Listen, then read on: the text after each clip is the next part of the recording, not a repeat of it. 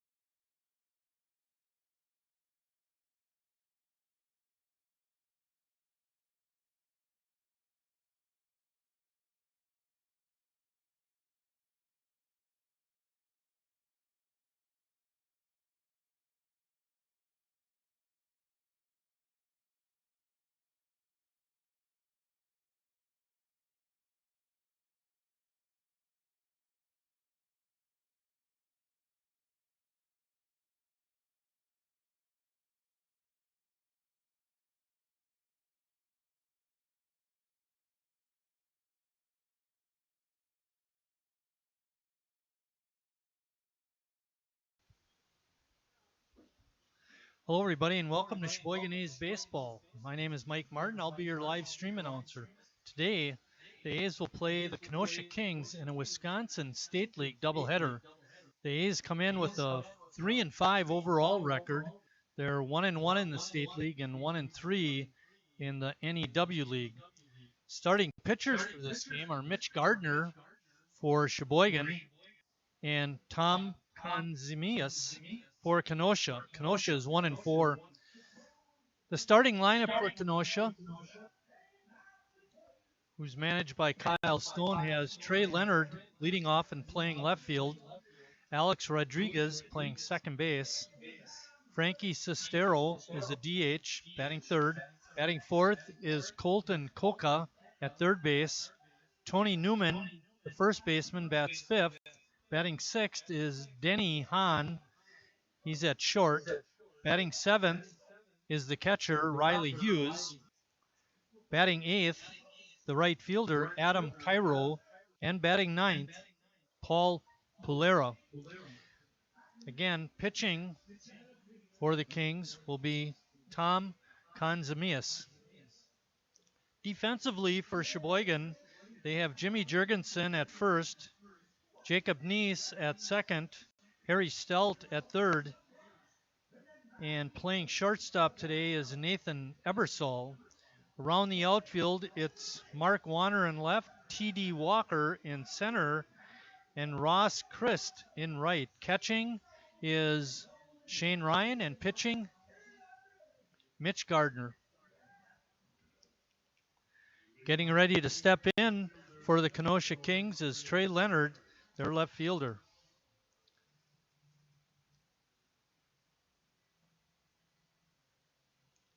We have a nice sunny day. It's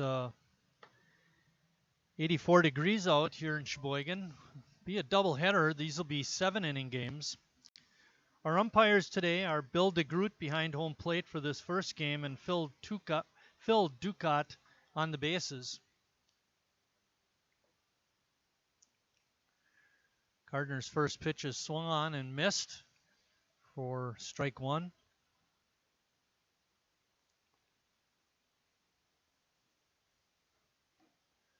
Pitch is high and away.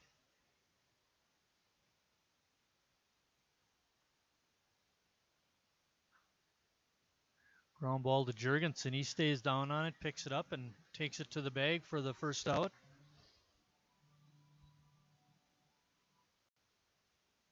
Next up for the Kings is Alex Rodriguez. I think his nickname is A-Rod.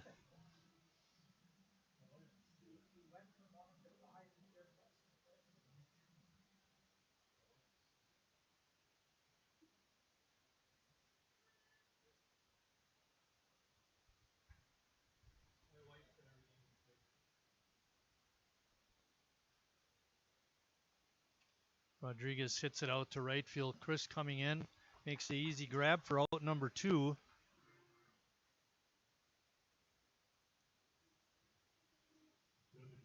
Next up is the designated hitter, Frankie Sestero.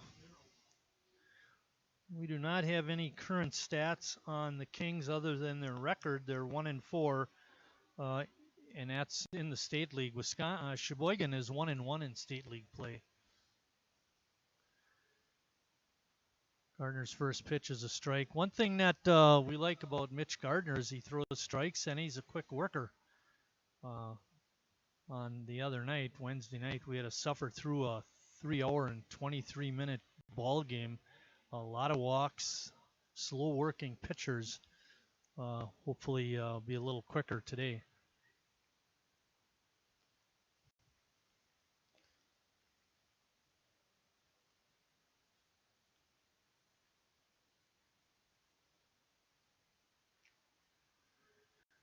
Pitches on the outside corner for strike 2, makes the count 1 ball, 2 strikes. There are 2 outs. We're in the top of the first.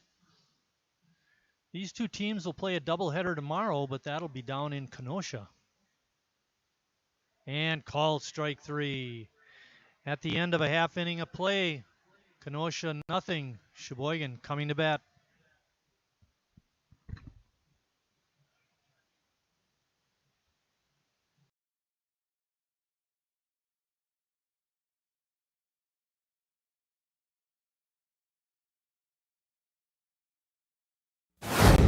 customers are people who work hard for their money. So we do everything we can to make their money work hard for them. At Meijer, we see it as a simple matter of respect. That's why for 80 years now, low prices have been built into the way we do business.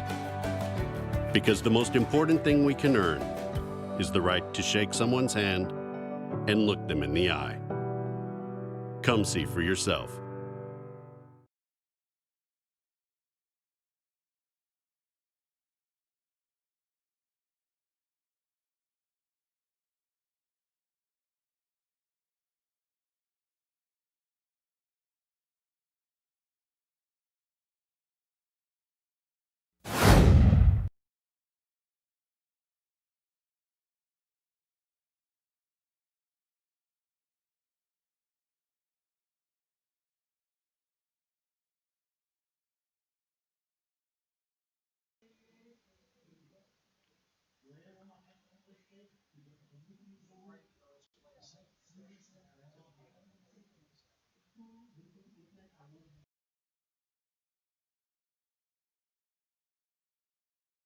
Not usually.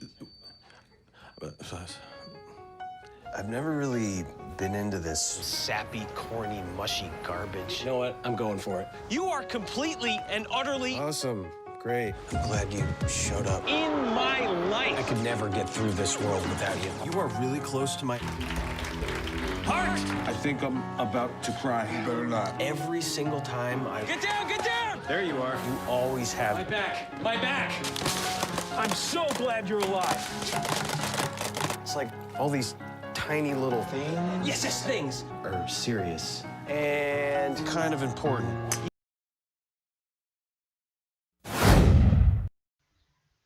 Ross Christ leading off the bottom of the first for Sheboygan.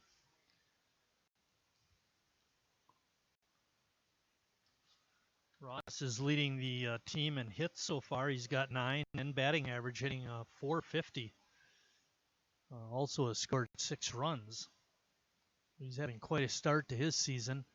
Had a great play in the 9-0 loss the other night to Greater Green Bay. He threw out a runner at the plate from medium right field. It was a heck of a throw right to the catcher, and Ryan was able to tag out the runner.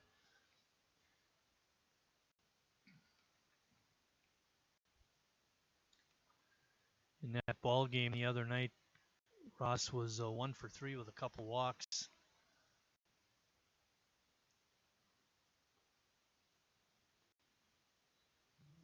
And foul back evens the count now at 2-2. Konzemius is the pitcher for the Kenosha Kings.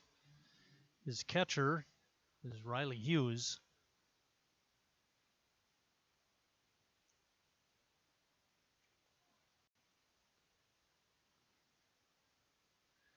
Infield for Kenosha is back. Not expecting any bunts. And the outfield is pretty much straight away.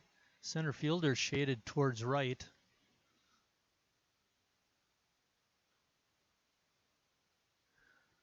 Bouncing ball to Hahn, and he makes the play to first for the out.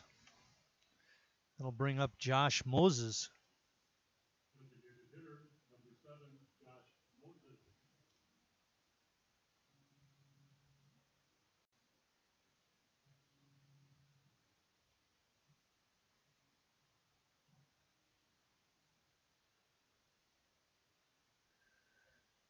Wind up and the pitch. Taken for a strike.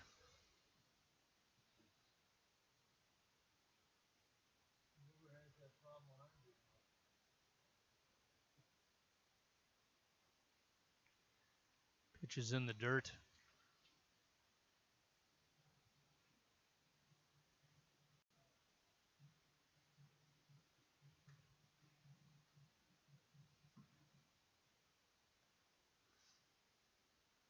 Count is 1-1.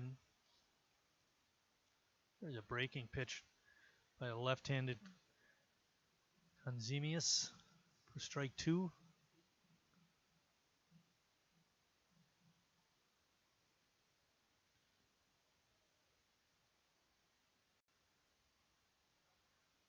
Another attempt at a breaking pitch, but it hung up high. Evens the count at 2-2. Nice crowd here today for a sunny day, sunny afternoon. Another ball to Hahn. He picks it and throws over to Newman for the out. 2 up, 2 down for Sheboygan. That brings up the number 3 hitter, left fielder Mark Warner.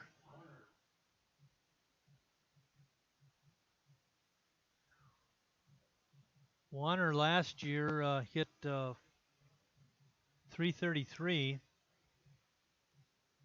He did have 5 doubles, 2 triples, no homers for Mark last season.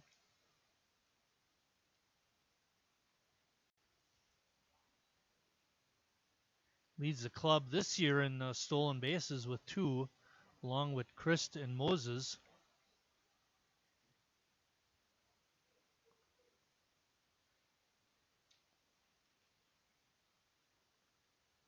Swinging a foul tick. Warner's from Rochelle, Illinois, goes to Washburn University.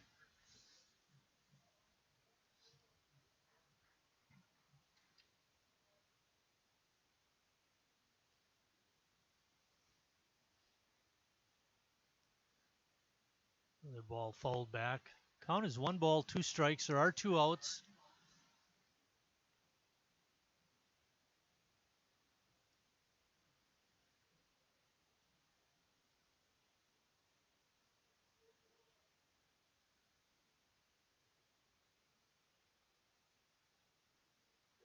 Swing and a miss on a fastball, and that ends the first inning at the end of 1. No score.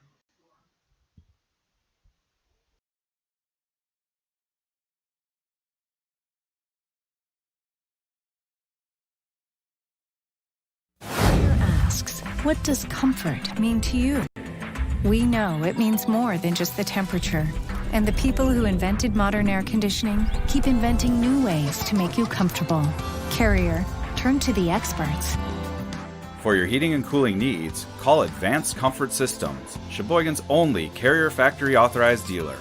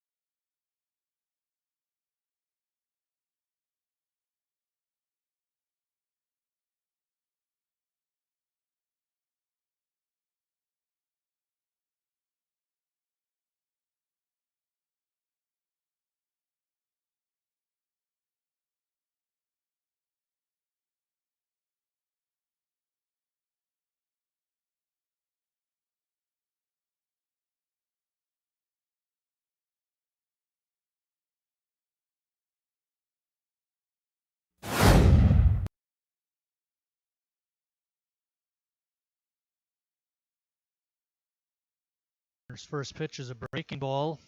Catches the outside corner for strike 1.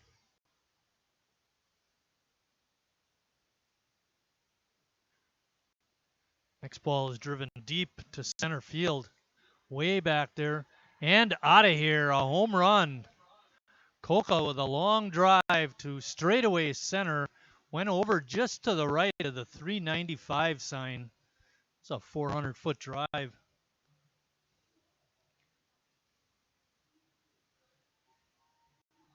Walker had a good look at it, but there was nothing he can do about it.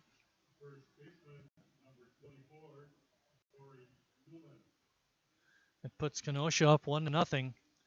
Next hitter will be their first baseman, Tony Newman.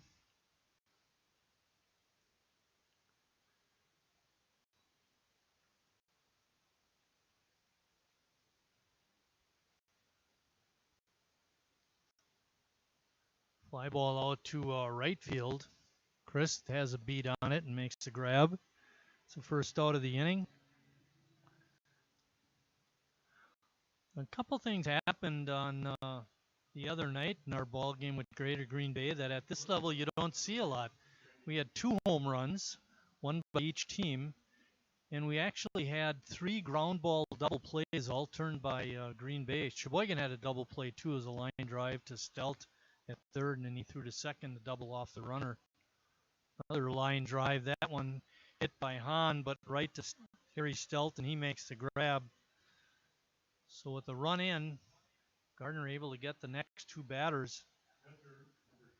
And that's going to bring up the number 7 hitter, catcher Riley Hughes.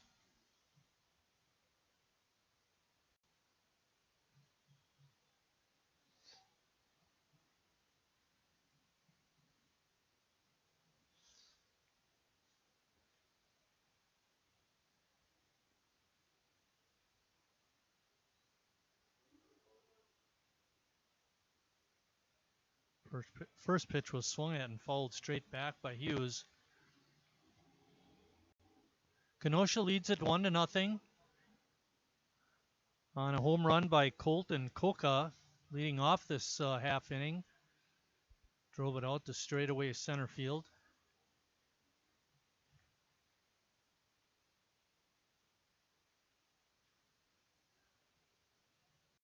Ground ball to Stelt.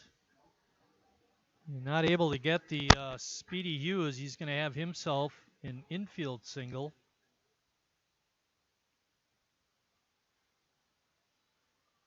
Riley Hughes, for a catcher, showing good speed. Kind of reminds me of C.J. Skelton back when he played with the A's. He could run too.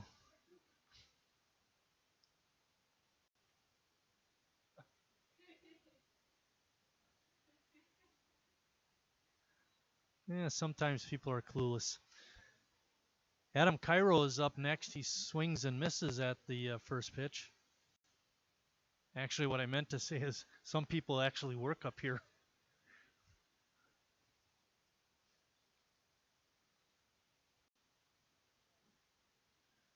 Pitch was taken up high.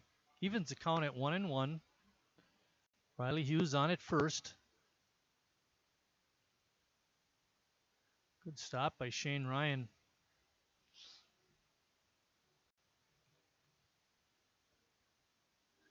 Of all the games that I've seen so far this year, I believe Ryan is the only A's player that's caught.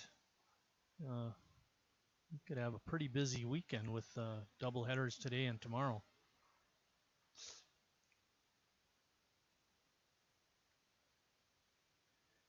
Infield deep, except for Jurgensen, who was holding the runner at first.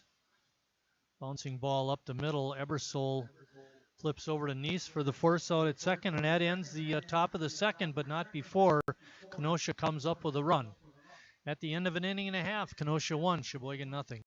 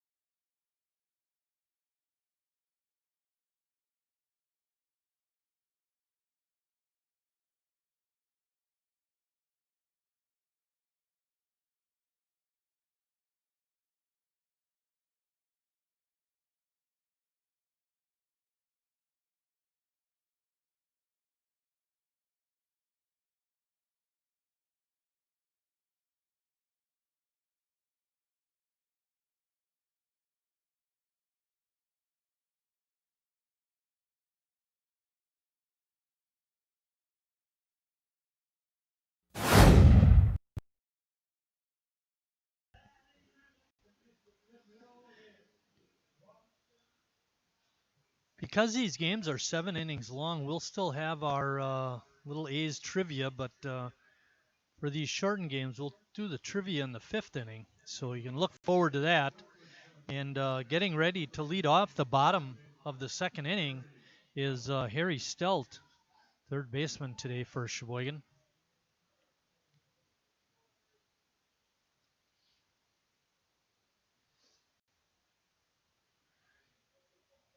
Harry leads the club so far this year with 6 RBIs.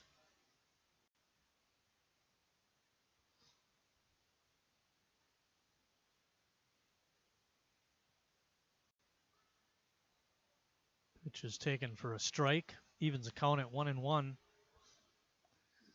It'll be Stelt, Neese, and Jurgensen here in the 2nd. Hopefully more batters than that. They trail at 1-0.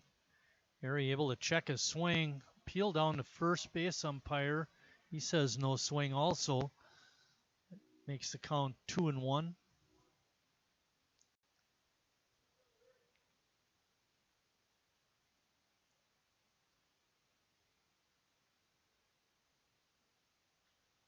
Line drive out to right field. And running over and making a nice catch was Cairo. Stelt hit it hard, but a little too high. That brings up second baseman Jacob Neese. Neese hit a home run in the 9th inning the other night. It was the last of the scoring for Sheboygan as they dropped that game 9-3. Jacob also had a couple of singles. He was 3 for 4 in the ball game. So he's been hot. Leads the club in home runs with 1, along with Brandenburg.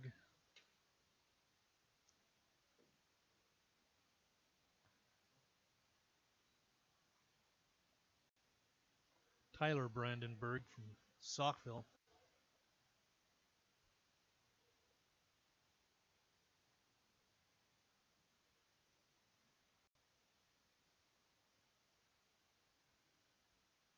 Ball in the dirt. Makes the count 1 ball and 2 strikes. Neese a good hitter.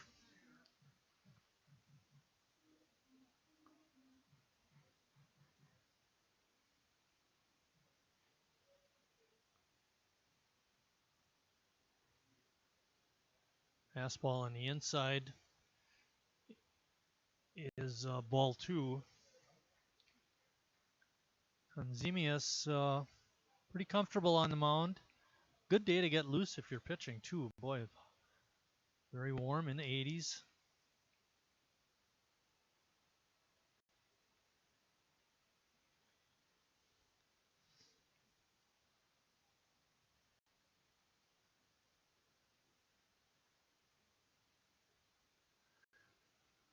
Breaking pitch, and Neese swung over the top for strike 3. That'll bring up Jimmy Jurgensen.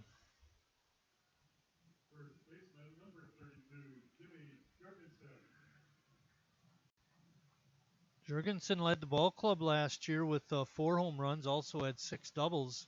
Hit .324 for the season, and hit a couple of balls hard the other night. Didn't get anything to show for it, but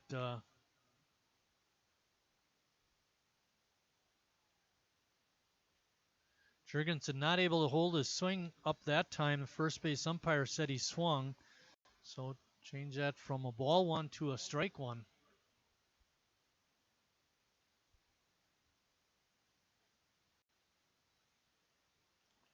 That pitch is outside. What we don't have is a breakdown of hitting versus left-handed pitching and right-handed pitching, so we don't know what Jurgensen's splits are, but seems to have a little trouble picking up the breaking pitch.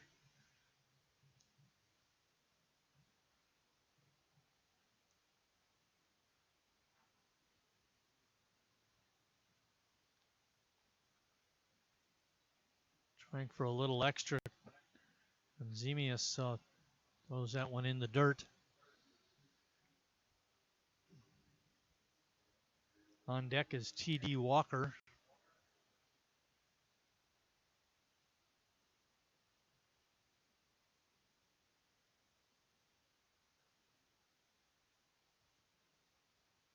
Ball is fouled back.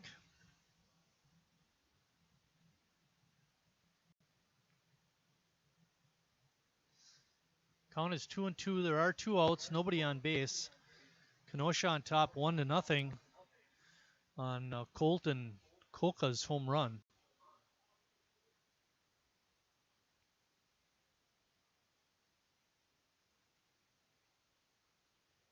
Jurgensen hanging in there on the breaking pitch.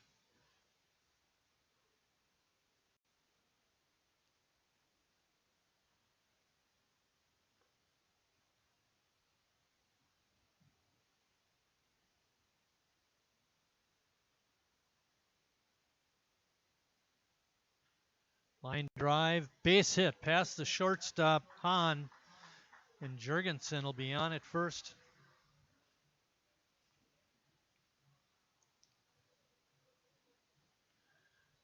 The old saying is take 2 and then go to right. Well, Jurgensen took 2 and went to left and got a base hit.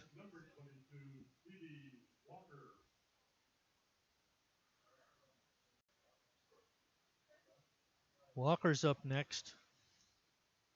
Walker playing in center field again. There's a ground ball. That's not going to get through, but it is going to be an infield hit. And with 2 outs, Sheboygan has 2 runners on.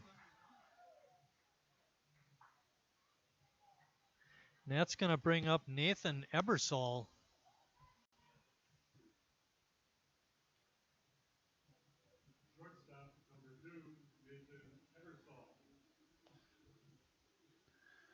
Against Greater Green Bay the other night, Ebersol was 1 for 3, had a single in the 8th inning. Also drove in a run when he was hit by a pitch with the bases loaded.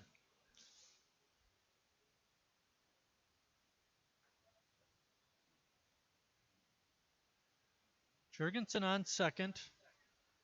Walker on first.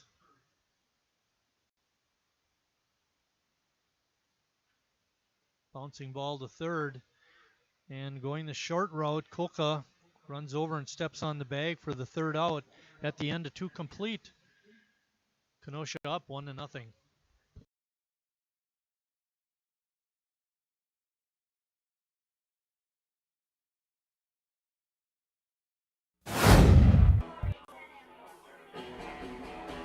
All right, guys, we got teriyaki, honey barbecue, and mild. Enjoy.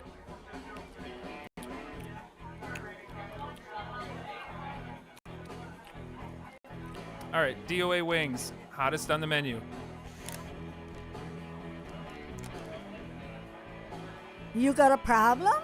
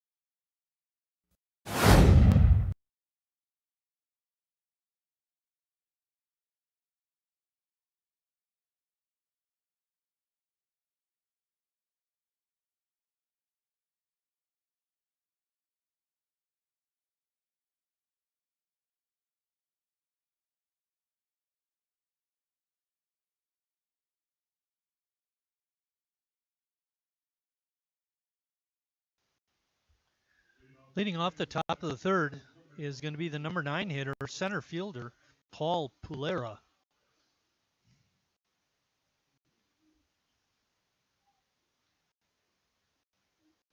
Mitch Gardner on the bump for Sheboygan. Behind the plate is his catcher, Shane Ryan. Here's the first pitch. In the dirt for ball 1.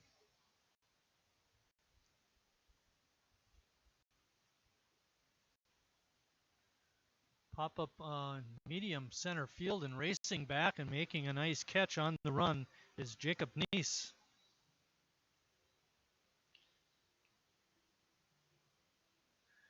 That takes us back to the top of the order.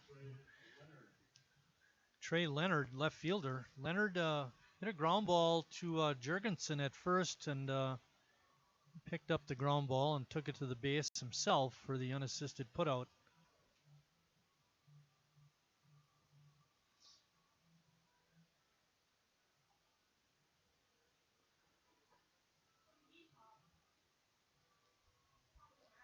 Little mask problem by our home plate umpire, Bill DeGroot.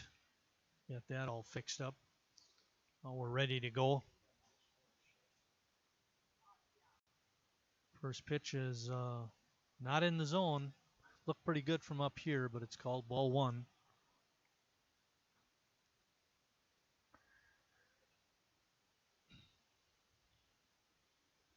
Two and oh, and already they're barking up here in the press box. Throw strikes.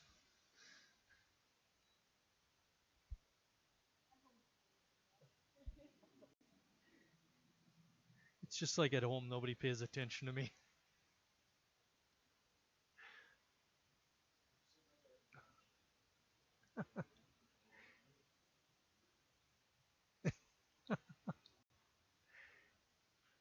It's a line drive base hit out to left center field. That could go for extra bases. Walker picks it up and fires it in, but not before Leonard has a stand-up double. That's going to bring up the second baseman, Alex Rodriguez. Ball was hit hard.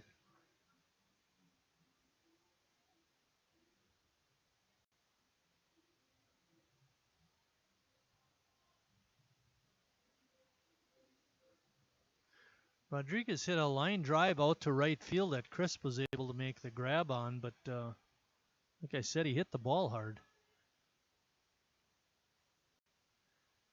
Mitch starts him out with a pitch on the outside corner for strike one.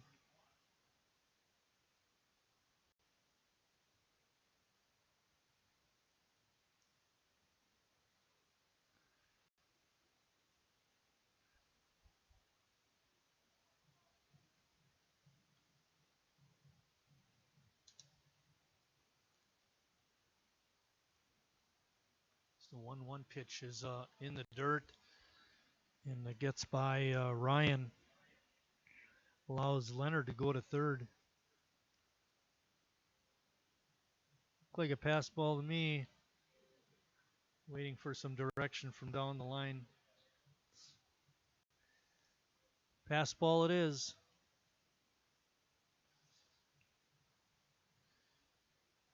I'm being assisted today by Abby Bumgardner, and she's doing double duty. She's taking us from the half inning over to the commercials on the live stream, and then also doing the social media business. So you got any complaints about social media, it's Abby's fault. Then we take it up the line to CJ because he assigned her the job. Nisa makes the pickup at second base, but that's going to allow Leonard to score. So Rodriguez gets an RBI on that, and now it's 2-0. Kenosha.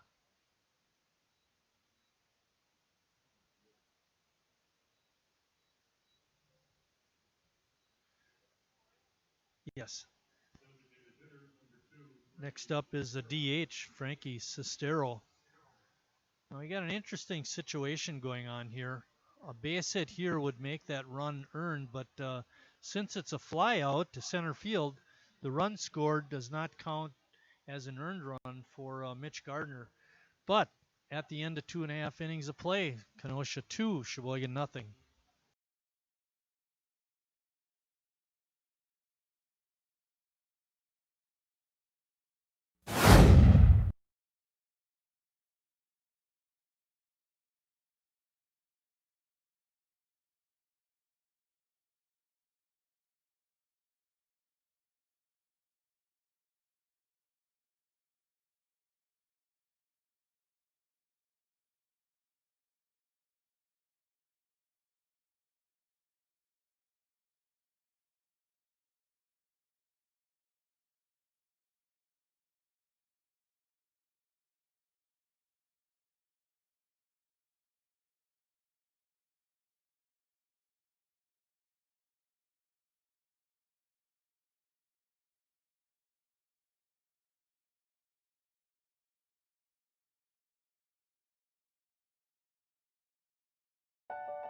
Our customers are people who work hard for their money. So we do everything we can to make their money work hard for them. At Meijer, we see it as a simple matter of respect. That's why for 80 years now, low prices have been built into the way we do business. Because the most important thing we can earn is the right to shake someone's hand and look them in the eye. Come see for yourself.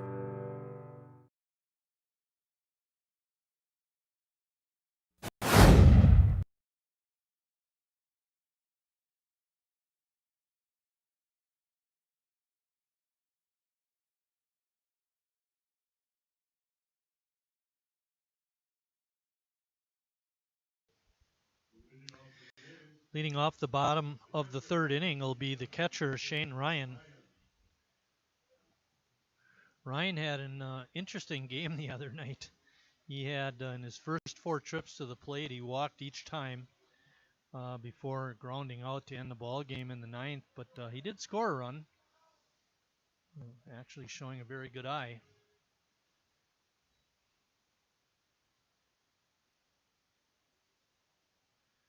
In that ball game the other night, the Green Bay pitchers walked 10 A's.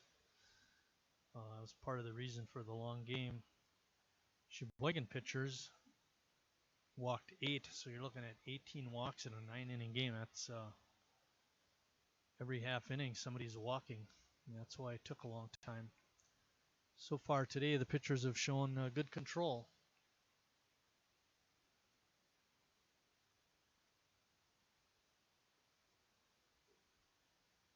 Big swing and a miss that time by Shane Ryan makes the count 1 ball and 2 strikes.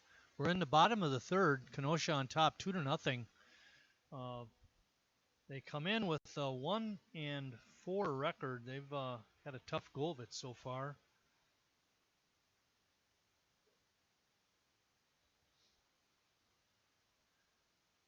That pitch evens it up at 2-2.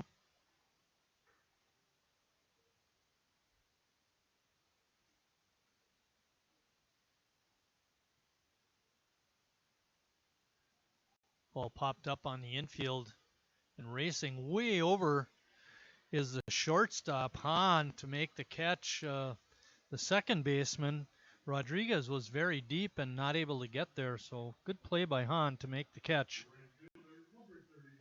That takes us back to the top of the order with Ross Christ.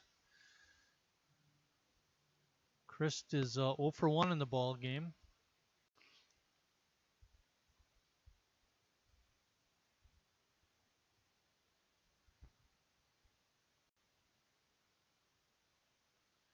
Sheboygan has 2 hits in the game. They came in the last half inning after 2 were out. Jurgensen and Walker singled, but nothing came of it as Shane Ryan bounced one to the third baseman, Koka, who stepped on the bag for the 3rd out in the inning, and now we're in the bottom of the 3rd. Another pitch outside makes it 2-0.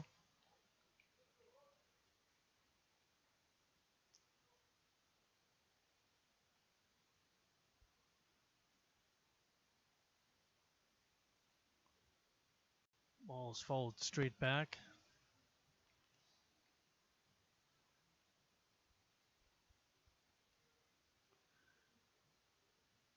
We are practicing social distancing in the press box. We hope that you people at home, when you get out and about, are also practicing social distancing. Nice breaking ball for strike 2.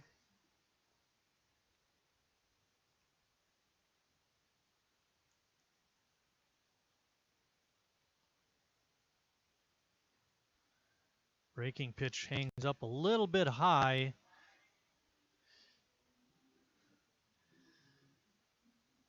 Kanzamias wanted that pitch, but the umpire said no.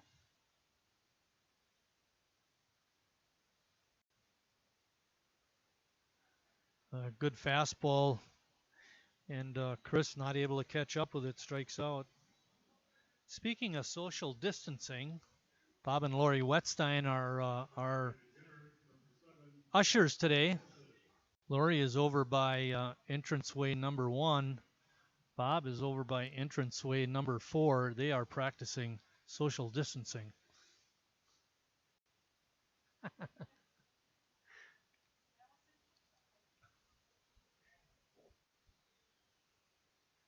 At least you're listening, Abby. What about Big Bill down there? Come on, he's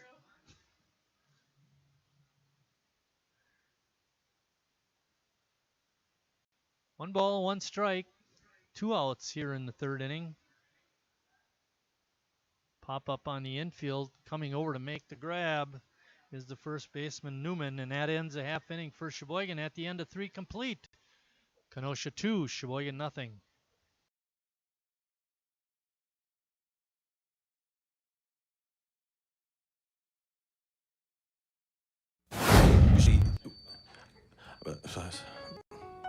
I've never really been into this sappy, corny, mushy garbage. You know what? I'm going for it. You are completely and utterly Awesome.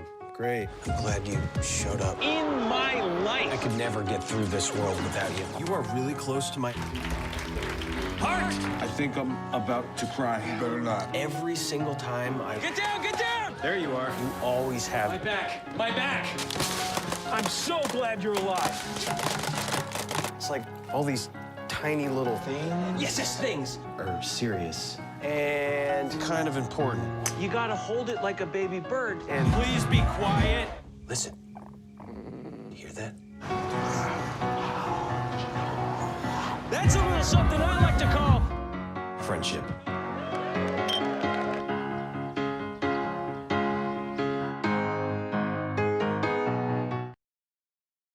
Carrier asks, what does comfort mean to you? We know it means more than just the temperature. And the people who invented modern air conditioning keep inventing new ways to make you comfortable. Carrier, turn to the experts.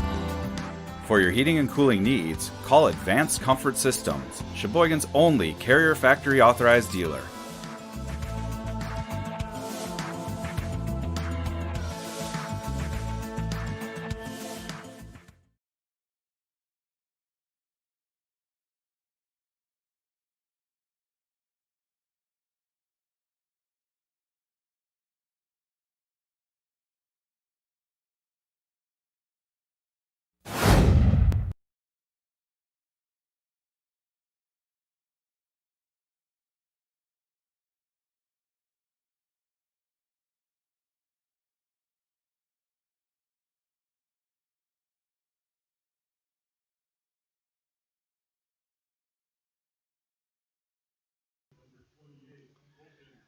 Leading off the top of the 4th for Kenosha is Colton Coca. He homered back in the 2nd.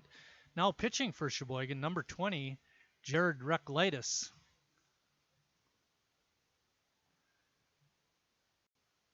I'm going to figure out Mitch Gardner's line. I'll give that to you in just a second.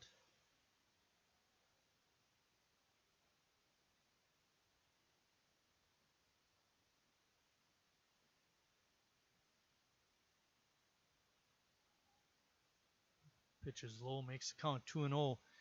Mitch Gardner went 3 innings, gave up 3 hits, 2 runs, 1 earned, no walks, 1 strikeout, and gave up a home run. Nice outing for Mitch. Reklitis, 2 years ago, I believe it was, played with Sheboygan for a few games early on, and then work took him away from Sheboygan the rest of that season and last season, and now he's back in Sheboygan. Hopefully be able to stay the summer and do a lot of pitching because he's a good one.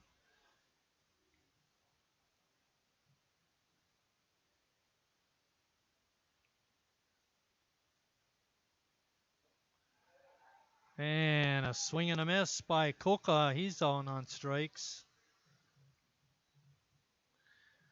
Brings up the first baseman, Tony Newman.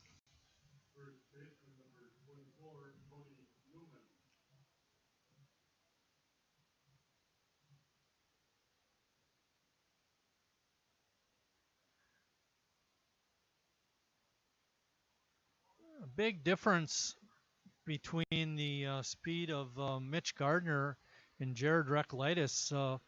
Hopefully for a time through the order at least, it'll throw off the Kenosha Kings. Seeing that slower pitching for 3 innings, now they got to contend with the quickness of Jared.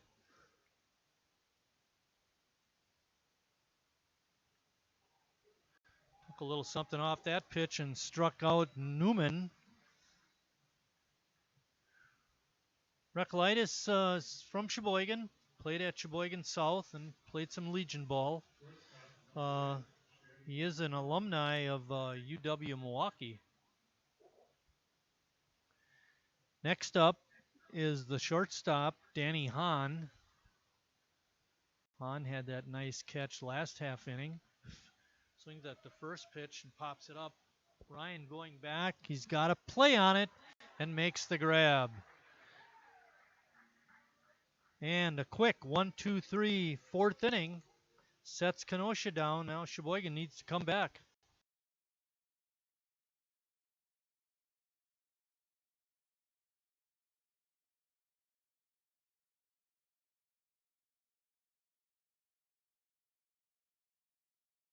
Asks, what does comfort mean to you?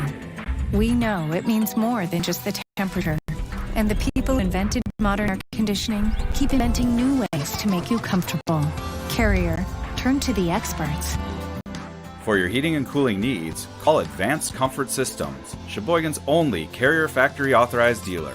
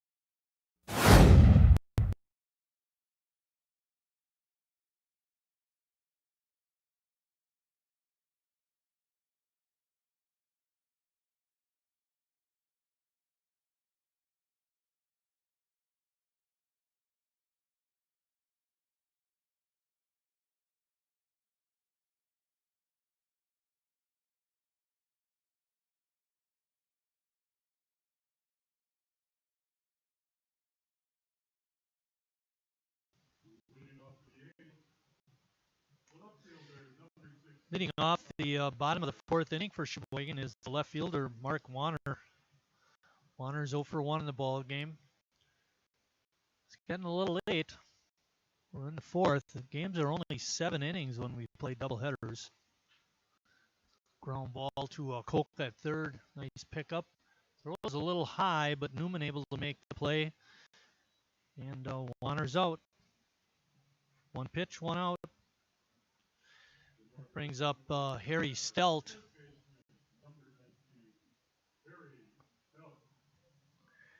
Harry hit the ball very hard down the right field line, but making a great running catch was the right fielder, Adam Cairo. I would venture to say Stelt was robbed of a base hit, extra bases actually. It's just a little outside for ball 1. Konzamias pitching a fine ball game, has only given up 2 hits, no walks. He does have 3 strikeouts.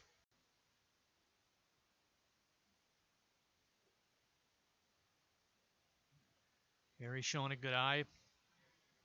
Count is 2-0.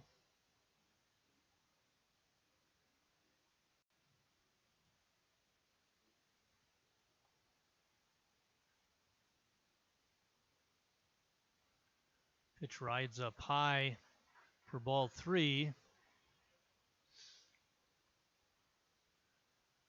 Jacob Neese is on deck. With Sheboygan down 2-0, Harry will be taking here.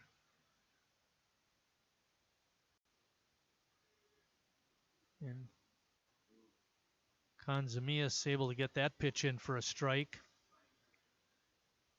Now, Harry's not afraid to hit with 2 strikes, so I wouldn't be surprised to see him taking on this pitch too, but he doesn't. Swings right through that fastball, and that loads it up at 3 balls and 2 strikes.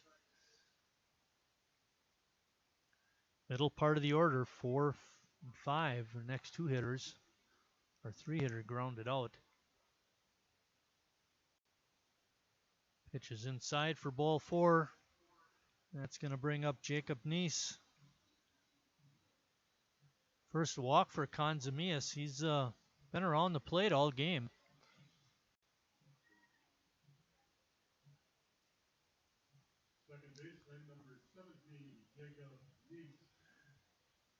Neese 0 for 1 in the ball game. Struck out his first time up.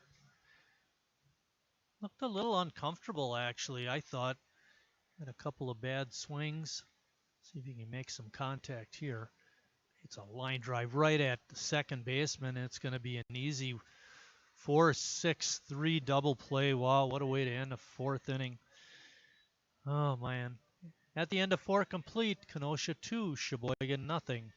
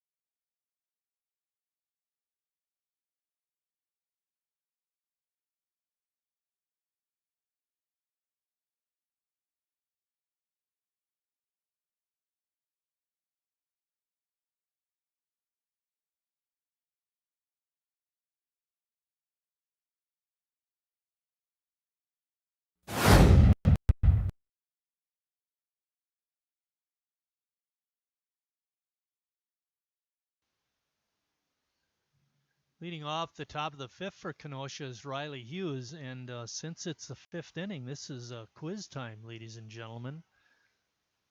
So don't walk away from your monitor.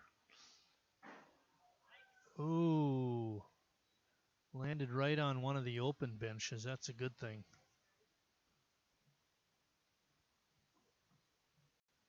Sean's going to go out and get that one. Rec Light is still on the hill for Sheboygan. He had a 1-2-3-4, taking over for Mitch Gardner. Hughes got a single his first time up.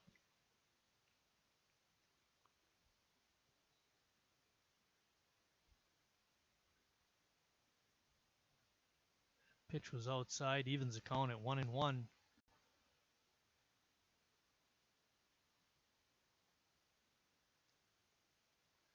Just a bit outside.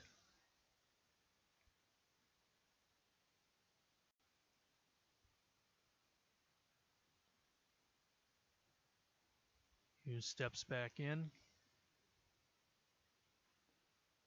Follows it back.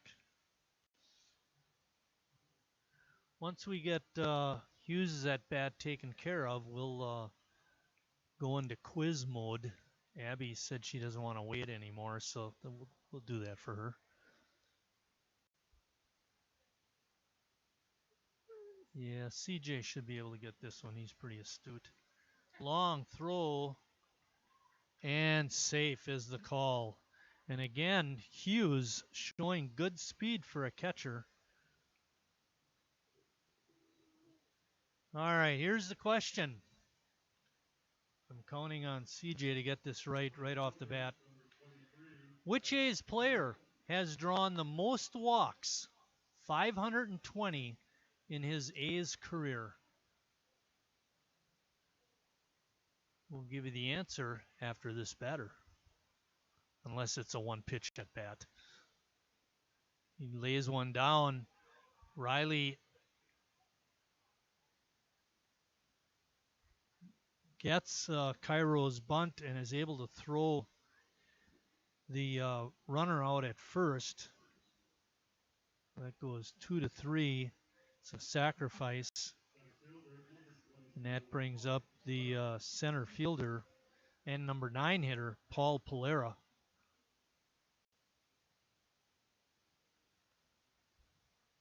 Since that was a one-pitch at bat, we're going to wait for Polera. Again, the question is, which A's player has drawn the most walks, 520, in his A's career?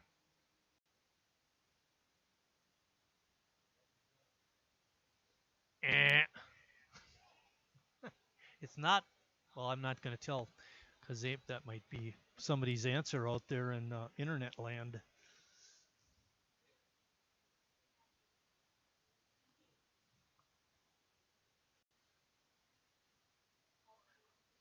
Polera's ball is hit to Stelt. He looks the runner back, throws the first for the out. Oh, and the ball is thrown out in the left field by Jurgensen, and that's going to allow the runner to score. Oh, my.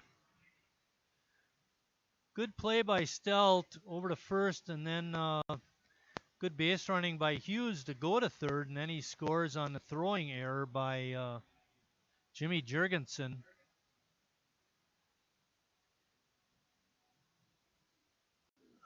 And that clears the bases. All right, let's get to that trivia answer. Fifth inning has not been kind to Sheboygan. Anyway, which A's player has drawn the most walks, 520, in his A's career? Dave Gare. Mousy Gare, yes. Couldn't find a strike zone on the mouse. Up in the booth, they came up with Gene Mand or Lee Wettenkamp. Two good answers, but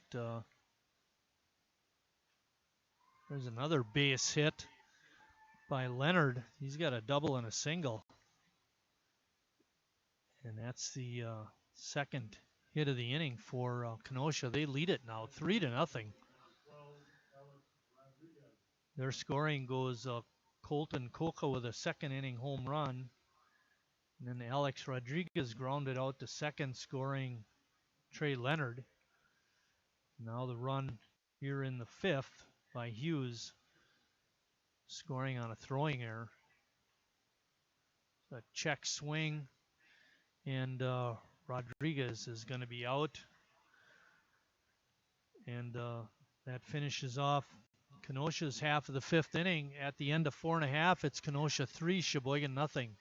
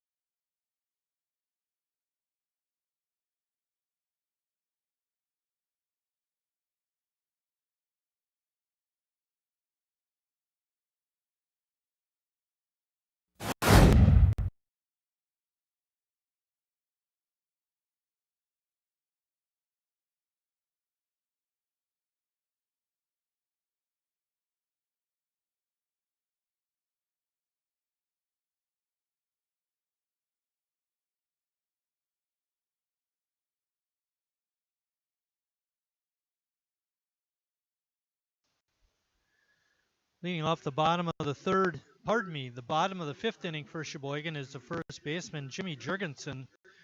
Jurgensen singled to left his first time up.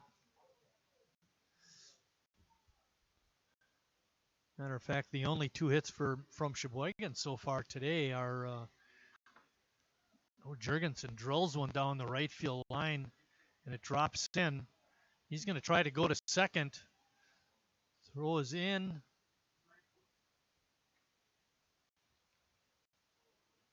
Ball was called foul. Foul ball. Nobody picked up on it. Bill Wagner picked up on it right away up here in the booth. But people on the field were not aware of it.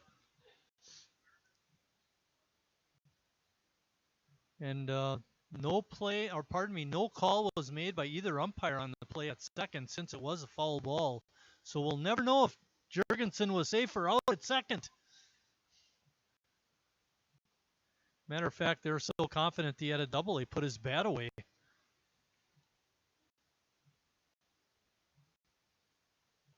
Speaking of things being a little out of sync with the COVID-19 going on, of the games I've been here, I haven't seen a bat boy yet. Or a mascot.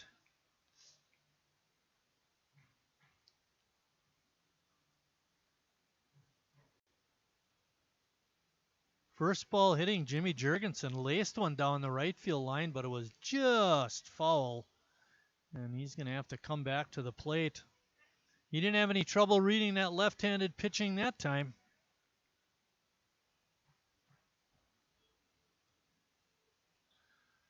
Cairo out and right is a very good runner. He did a great job of getting to the ball and throwing it back in and making it very close at second base if the ball had been fair. And Jurgensen didn't look like the same swing as last time, that's for sure. He's got 2 strikes. Last time with 2 strikes, he hit that ball out to left field for a base hit. See if he can do that again.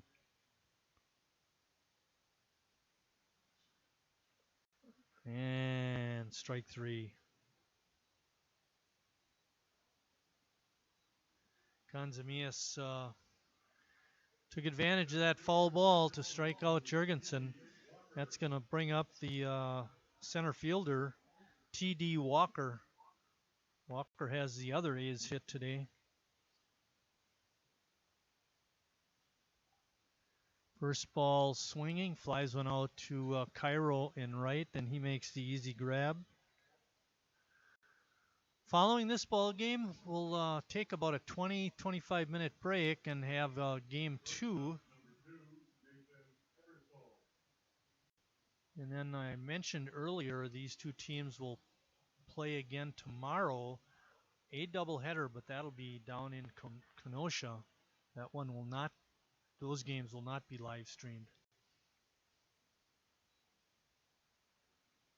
We were talking during the last half inning. CJ was saying that we're the only team in the league that does live streaming. So it's a pretty nice offering by Sheboygan's baseball team. Get more fans involved. Yeah, get the word out to the nursing homes in town. I'm sure those people would enjoy it, especially with lack of Major League Baseball so far.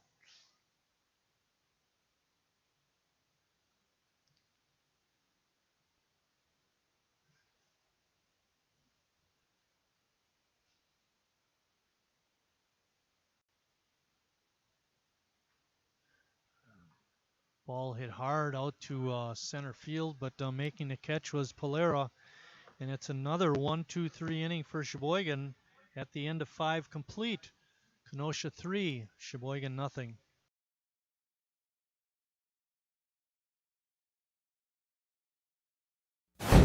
Customers are people who work hard for their money. So we do everything we can to make their money work hard for them. At Meyer, we see it as a simple matter of respect. That's why for 80 years now, low prices have been built into the way we do business. Because the most important thing we can earn is the right to shake someone's hand and look them in the eye. Come see for yourself. I'm not usually... I've never really been into this sappy, corny, mushy garbage. You know what? I'm going for it. You are completely and utterly... Awesome. Great. I'm glad you showed up. in my life. I could never get through this world without you. You are really close to my heart. I think I'm about to cry. You better not. Every single time I... Get down, get down! There you are. You always have... My back, my back! I'm so glad you're alive. It's like all these tiny little things. Yes, things are serious and kind of important. You gotta hold it like a baby bird and... Please be quiet. Listen. You hear that?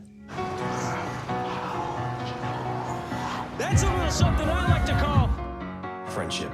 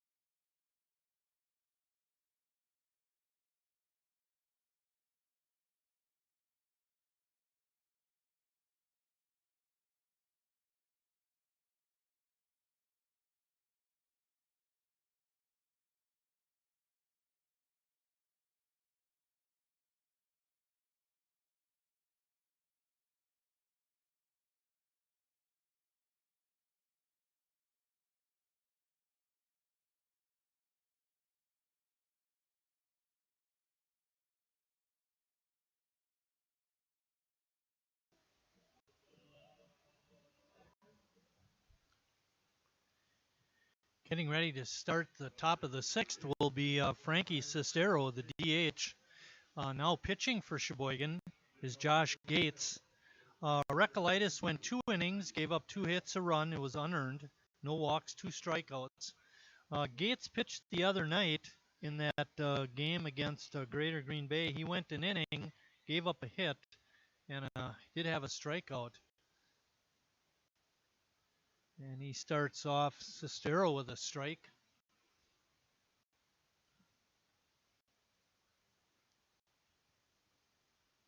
Sheboygan trailing 3-0. It's the offense has been lacking. Let's put it that way. Breaking pitch in for a strike.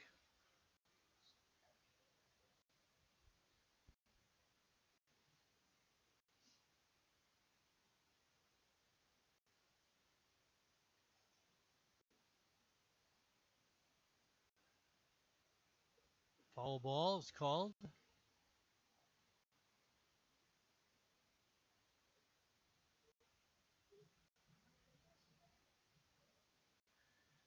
Look, sounded like the bat hit the ball and immediately hit the catcher's glove, and that's why the umpire called a foul ball. The batter probably thought he didn't touch it, and it went off the catcher's glove for strike 3, and he was going to run down and see if he could reach base. But bring everybody back. The count is no balls and 2 strikes. Cestero still up.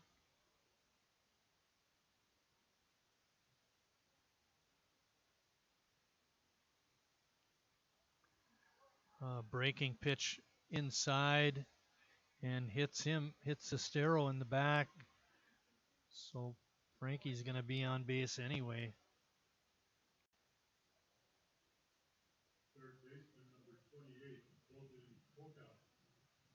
And that brings up third baseman Colton Coca. Coca homered back in the second inning for Kenosha's first run. Cestero taking a nice lead off of first. He wants to run.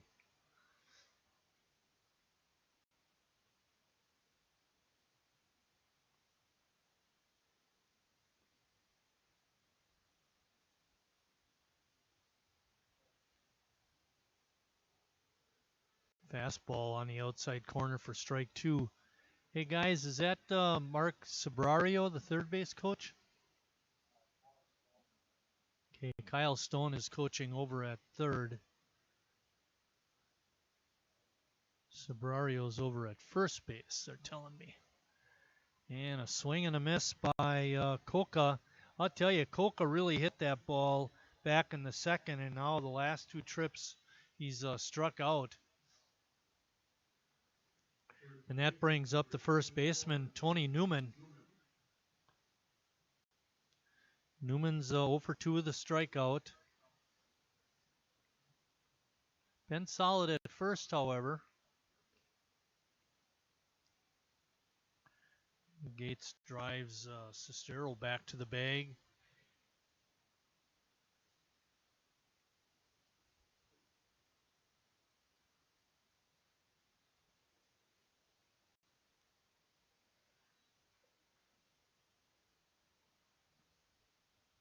Foul tick into Shane Ryan's glove for strike one.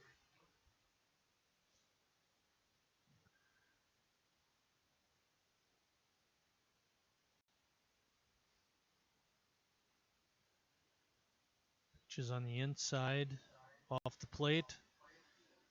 Evens the count at 1-1. Abby and I are practicing social distancing, but that yawn is somehow creeping over here, making me tired. Line drive right through the glove of Ebersol, but he's going to have a play at second anyway. And they do get the force, but that ball went right through his glove. Good recover by Nathan. Newman reaches on the fielder's choice, and that brings up the number 6 hitter, Danny Hahn, the shortstop. Hahn also 0 for 2.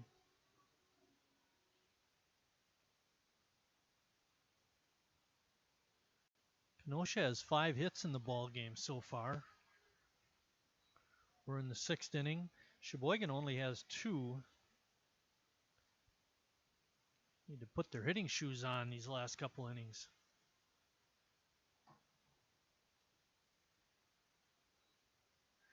In the home opener for Sheboygan a couple of weeks ago against Greater Green Bay, Sheboygan was down 2-0 and wound up scoring 4 runs to take the lead and win the game. And they did that mostly on the strength of walks by the Greater Green Bay pitchers. Sheboygan that night only had 1 hit. It was a big one, though, and it tied up the game, a 2-run triple by Mark Warner, and that was in the 6th inning of a 9-inning game. Tied it up, and then Sheboygan was able to score single runs in the 7th and 8th and won 4-2.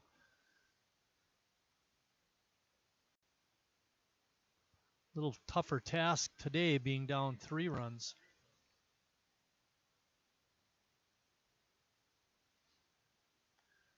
Hahn up, Gates on the mound for Sheboygan. Swing and a miss. Gates with a couple of strikeouts this half inning. Shuts the Kings down at the end of 5.5 innings of play. Kenosha still on top, though, 3-0.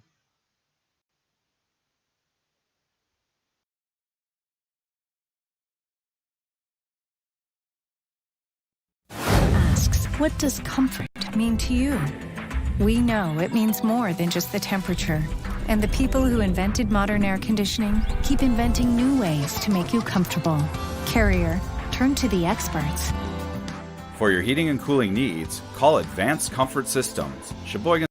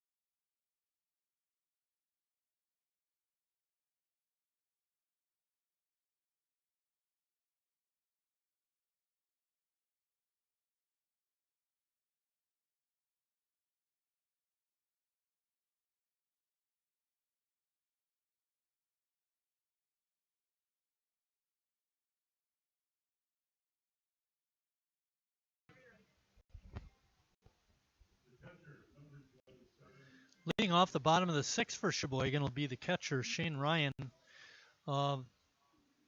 Kanzamias, Tom Kanzamias has done such a great job. He has not allowed the A's lineup to turn over. This is only Ryan's second at bat, and we're in the sixth inning. I mentioned earlier, Sheboygan only has 2 hits. Harry Stelt was able to draw a walk back in the fourth. Those are the only 3 base runners Sheboygan's had all game.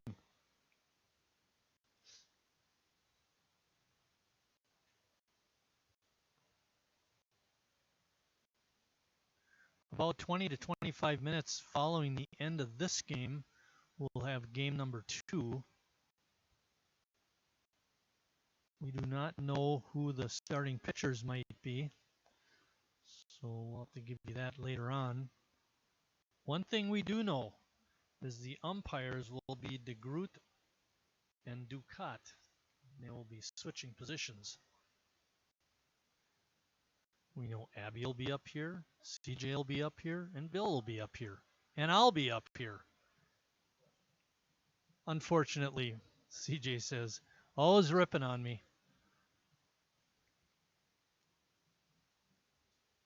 I know you're just kidding. I appreciate you saying that. Pitch is up high. 3-1 is the count. Boy, it'd be nice to get a couple of base runners. We're going 9-1-2 in the order. Shane Ryan batting 9th here in game 1. Swings and rips one foul down the left field side.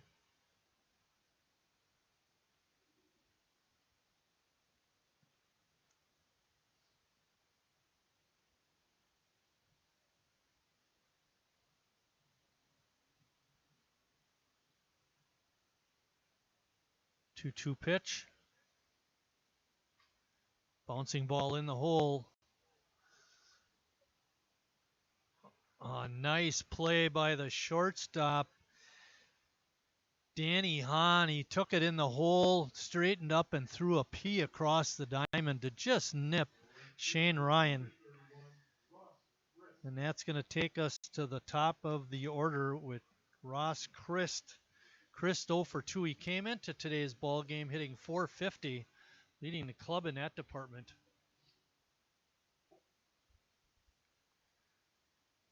Sheboygan has not been hitting the ball real well, and then when they do get a chance at a hit, the defense of the opponent just seems to shine and have nothing but outs to show for it.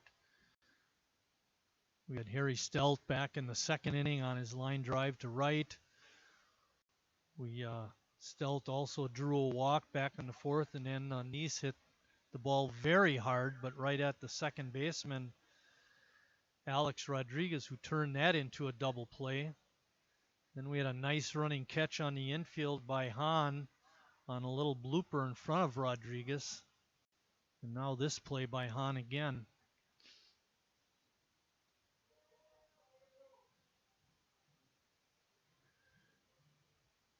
Maybe your staff up here in the press box were a little overconfident with Kenosha coming in 1-4. We figured we could get a couple of wins today, but we're going to have to turn it up a notch to get this first ball game.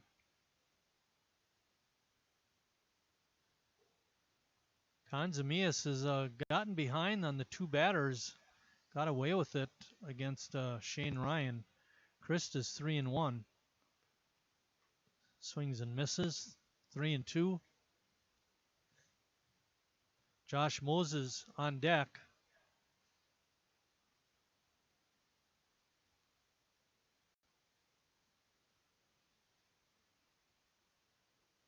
Pitch is in the dirt. Tried to get a little extra on it, did the pitcher, and he wound up throwing it in the dirt for ball 4.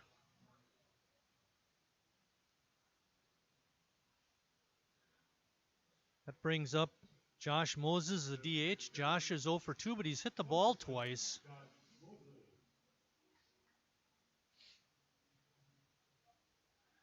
Christ is on at first, taking a conservative lead. Boy, Kanzamias had a very deceptive move to first, and Chris just got back.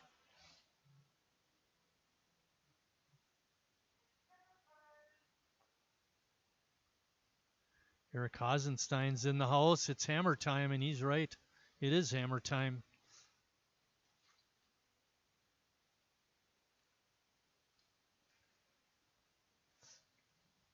CJ breaking out the M&Ms for a little good luck. Let's hope hopefully that'll work.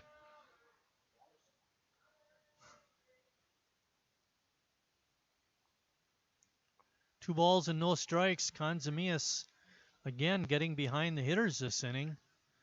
There's only one out. Ball is fouled off.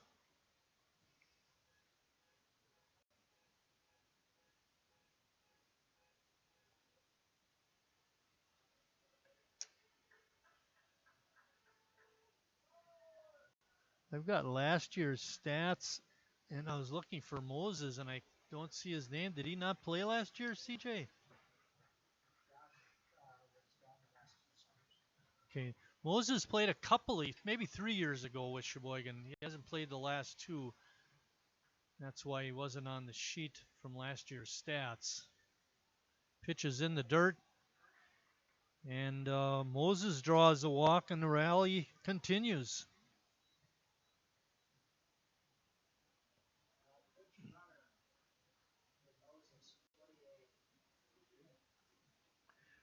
Coming in the pinch run is for Moses is Sam Nemitz.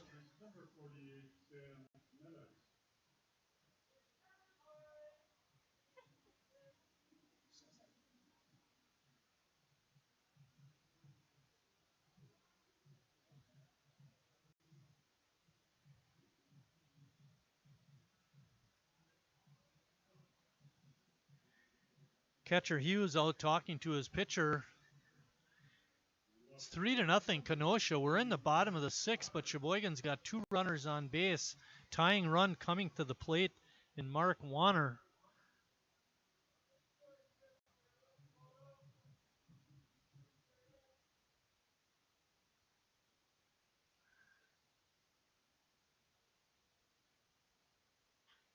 Bouncing ball hard to short. Out at second. Bobble by the second baseman, Rodriguez, and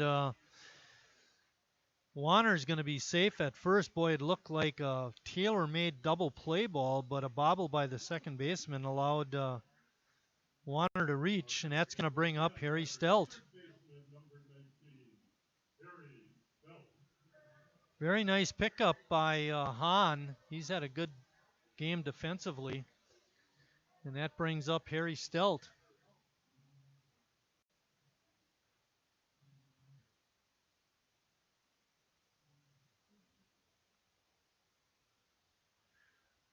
Kanzamias comes set at the belt.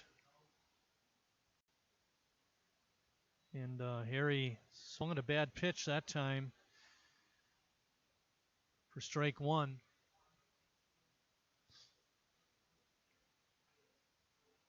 Warner will need to be careful over at first. He's being held by Tony Newman, and Kanzamias has shown a good move. Get too far off the bag. Ball is popped foul and out of play off the dugout, first base dugout roof. That makes the count no balls and 2 strikes on Stelt.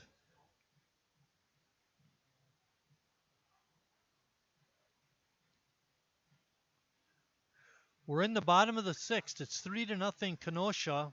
Sheboygan has runners on first and third. Warner was going on that last pitch. He would have had it stolen, but the ball was hit foul.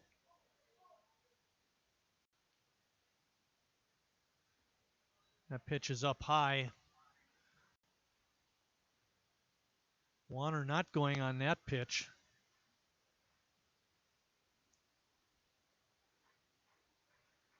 The key run in this situation is Harry Stelt. He's the tying run.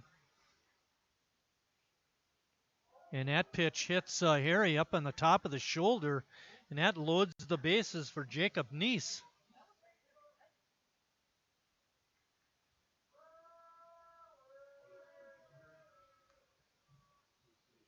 Another pinch runner coming in. Fletcher Dallas coming in.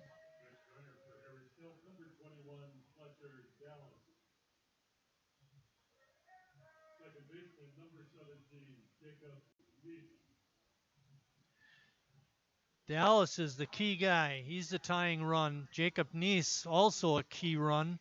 He would be the lead run.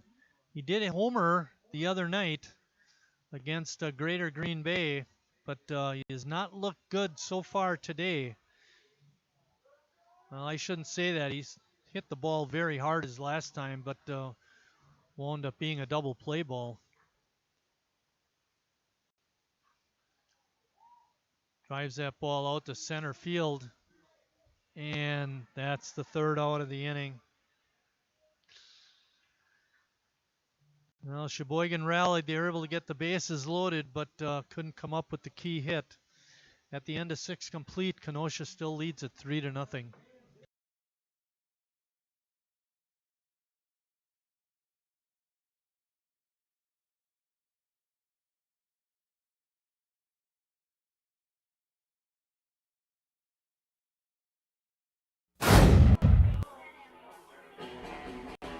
All right, guys, we got teriyaki, honey barbecue, and mild. Enjoy.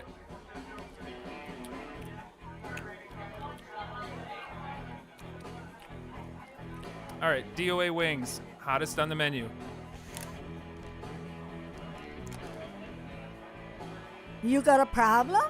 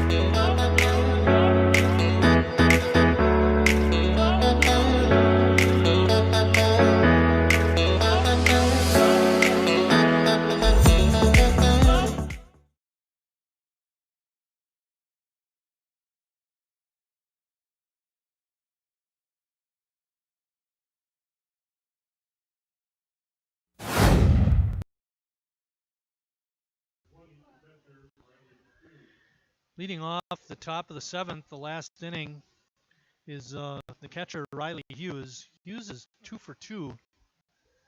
Gates still on the hill for Sheboygan. Some defensive changes. Fletcher Dallas is at third base, and Sam Nemitz is the DH. He won't be on defense. We'll just leave him there.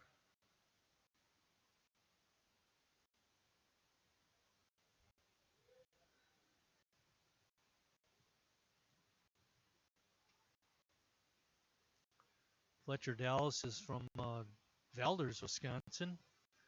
Attends Ripon College.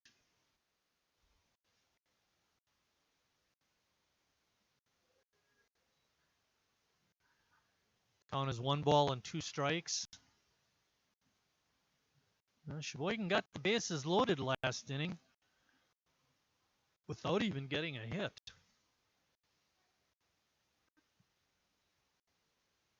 But came up empty. 2 walks and a hit by a pitch loaded the bases.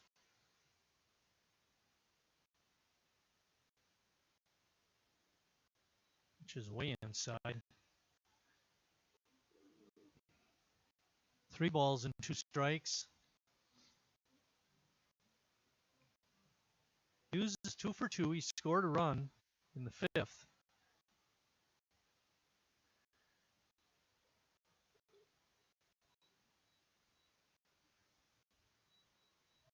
Ryan able to stop the pitch from rolling back to the backstop. That'll keep Hughes on at first. So he draws a leadoff walk. That brings up the number 8 hitter, Adam Cairo. Cairo is 0 for 1 with a sacrifice.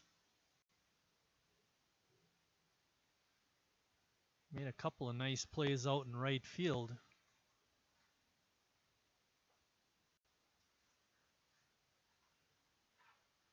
Cairo not able to check his swing. Hard to lay off the high hard one.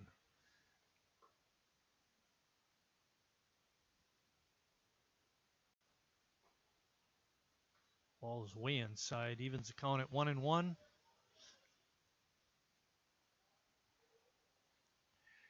The bottom half of the inning, Sheboygan will have Jurgensen, Walker, and Ebersol, the 6, 7, 8 hitters in the Sheboygan lineup.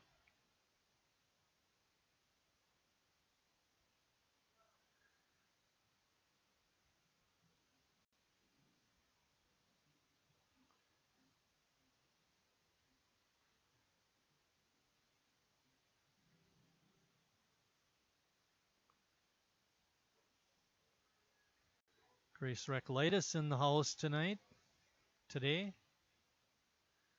Getting to see her grandson Jared pitch.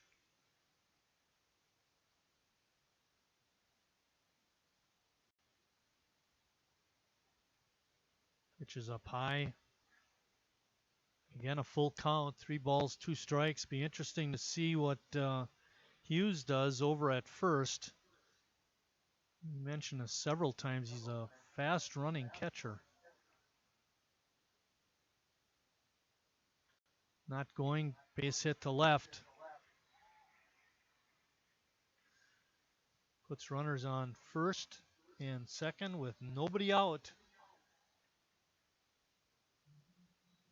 Brings up the number 9 hitter, center fielder, Paul Polera.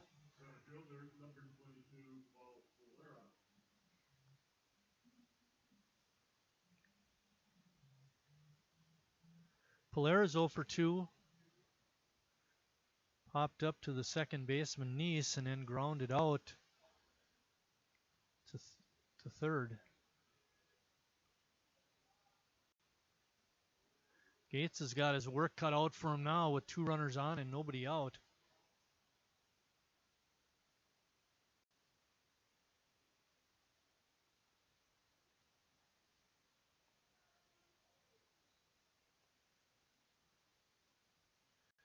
Sheboygan had a pretty good night last week when they played Greater Green Bay. They had 8 hits, but the game before that I was at when they played Green Bay in the home opener, they only had 1 hit. So Sheboygan has been up and down with their batting. Be interesting to see what their team batting average is this year. The pitch is up high and it evens the count at 2-2.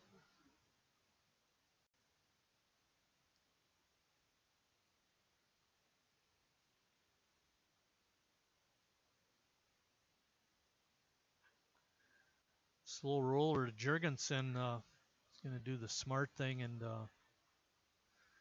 tag the runner out. But Hughes and Cairo do advance to second and third.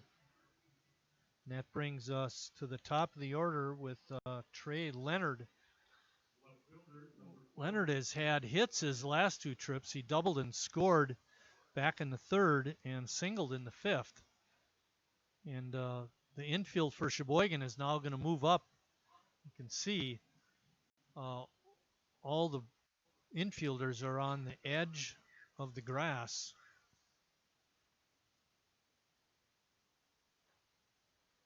Outfielders are still straight away and deep.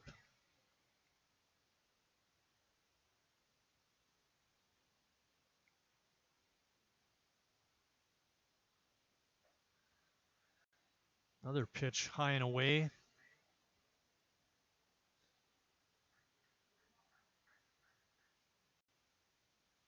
Can't tell if anyone's warming up in the Sheboygan bullpen. Line drive out to center field, coming on and making the catch is Walker, and he fires into the infield, and all runners will have to hold. So Gates gets the fly out. Got one more batter to get to keep Kenosha off the board. They already lead it 3-0. Alex Rodriguez is next. He's 0 for 3. He does have an RBI, however, on a ground out.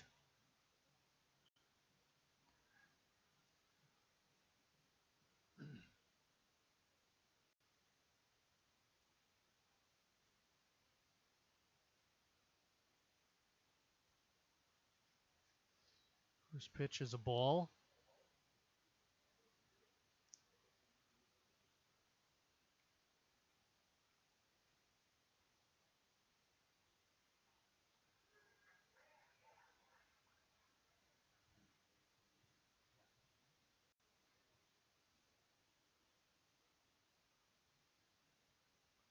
One and one.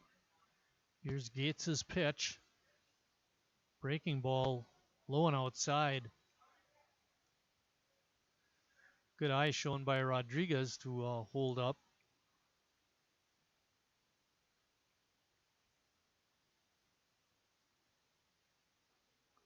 Strike on the outside corner evens it up at 2-2. Gates one pitch away from working out of a jam. He had runners on at first and second with nobody out.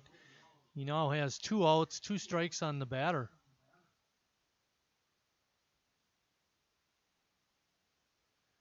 Breaking pitch is down low. Good stop by Ryan.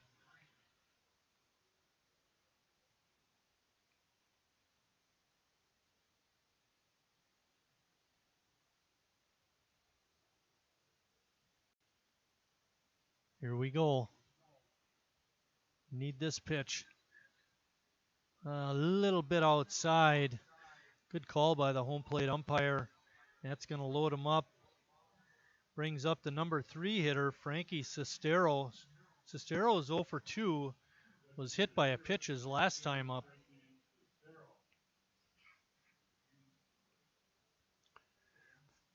That's not the worst walk in the world. That makes it a little easier on the infielders. They can go to any base for a force out. Going to get Gates to throw strikes, however. That first pitch is high and tight.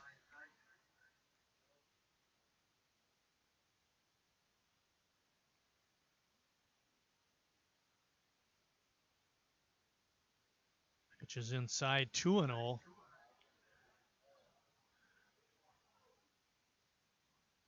Boy, Gates dug a hole for himself getting those first 2 runners on, and now he's digging himself a hole with 2 balls on this batter. Fly ball to center field. Walker has it measured and makes the catch. And Kenosha doesn't score in the 7th. Sheboygan remains down, however, 3-0. They're going to have to make a 9th inning rally to win this ball game. We'll be right back.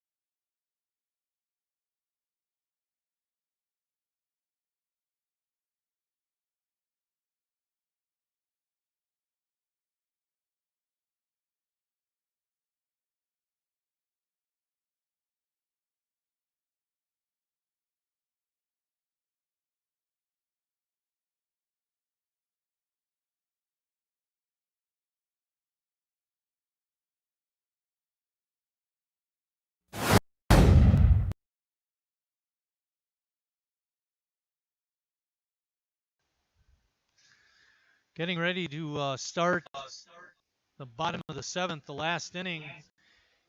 And we have a new pitcher for Kenosha. It'll be Brandon Jeffrey. Kanzamias went 6 innings, gave up 2 hits and no runs.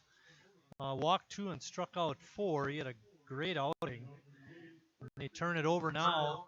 Save situation for Brandon Jeffrey. It'll be Jurgensen, Walker, and Nathan Ebersole for Sheboygan. It's 3-0 Kenosha. Boy, they had a great chance the last half inning when they loaded the bases. They'll have to do it again today, this inning.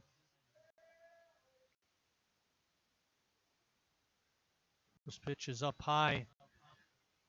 Jurgensen seeing a right-handed pitcher for the first time in the ball game. And a couple of rally caps on down in the stands. Actually one, but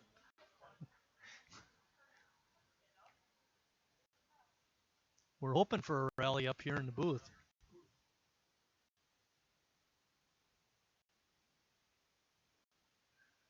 Ball 3. Jeffrey having trouble finding the plate.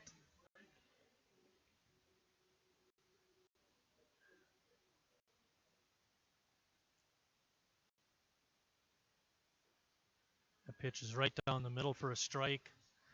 Makes it 3 balls and 1 strike. We're in the bottom of the 7th. Kenosha up 3-0. Kings have 3 runs on 6 hits and no errors. Bouncing ball to Newman. He flips to Jeffrey, covering for the easy out. Oh, that was disappointing. 3-1. Couldn't get a runner on. Sheboygan has no runs, 2 hits, and 1 error. That brings up the center fielder, number 22, T.D. Walker. Walker made a nice play in the top half of the 7th, catching a line drive with a runner on third and throwing a very good throw to home to keep the runner on third. He grounds it to third. Koka throws across for another easy out, 5-3. And now 2 outs in the bottom of the 7th for Nathan Ebersole. Ebersole's 0 for 2. Usually in situations like we're in now, if you're a Sheboygan batter, you want to take a pitch or two, see if you can work a walk, not be swinging right away. But Walker thought he saw a pitch he could hit. He hit it, but grounded out. That first pitch to Ebersole was a strike. After going 3-0 to Jurgensen, Brandon Jeffrey definitely has his sea legs now.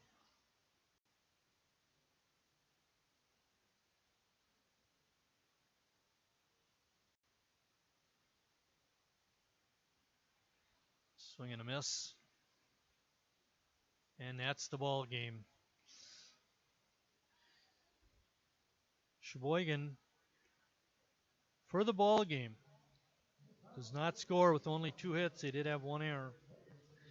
The winning pitcher in this ball game was Tommy Kanzamias. The save goes to Brandon Jeffrey.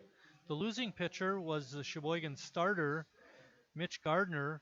The line score for today's game, the first game of the doubleheader, was Kenosha, 3 runs, 6 hits, no errors. Sheboygan, no runs, 2 hits, and 1 error. We're going to be back. We're going to take a break for right now. We'll be back in about 25 to 30 minutes for Game 2.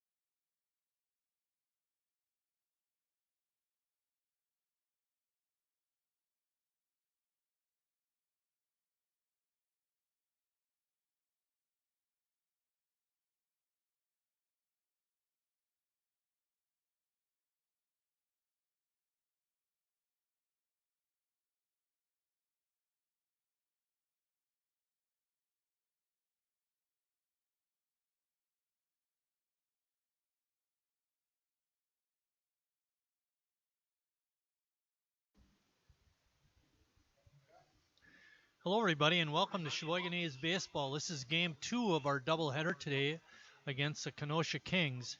My name is Mike Martin, and I'll be your live stream announcer. In today's second game, the A's now have a record of 3-6. They're on a 4-game losing streak. They are 1-2 in the State League and 1-3 in the Northeastern Wisconsin League. Starting pitchers for this second game for Sheboygan is their ace, Eric Schmitz. He comes in with a 1-0 record. He's pitched 2 games. And for Kenosha, it's Kyle Kutzler. We don't have stats for Kenosha, so I can't tell you much about him. But Kenosha did improve from 1-4 to 2-4 now with that win in Game 1. They're managed by Kyle Stone. Let's go through the lineup for Kenosha. Leading off will be Trey Leonard. He's out in left field. Batting second is Zach Pakzoka. He's in center. Eddie Makar is at third. He's batting third. John Belskis is the DH, batting fifth, and playing shortstop is Frankie Sestero. Batting sixth, Aaron Schauer out in right field. Batting seventh, Mikey Shorer. He's catching.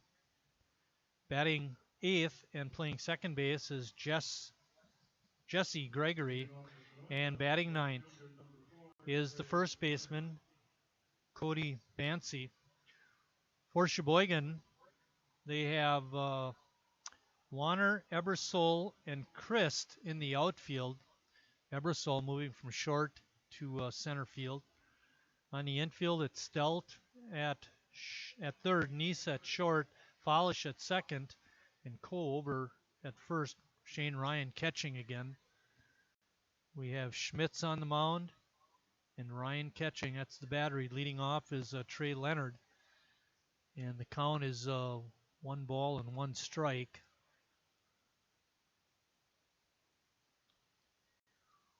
Leonard in Game 1 was 2 for 4, and he scored a run, had a double. Hit a gapper out in left center field and was able to beat the throw in.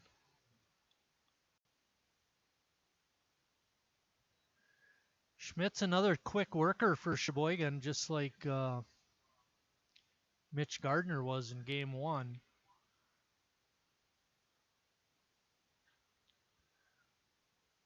Ball is hit out to center field. Ebersol ranging over and drops the ball. My goodness. Routine fly ball dropped.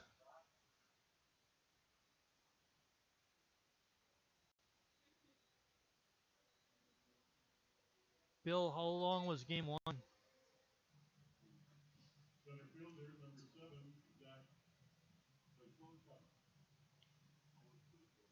Hour and 44 minutes for that first game. That was a quick one.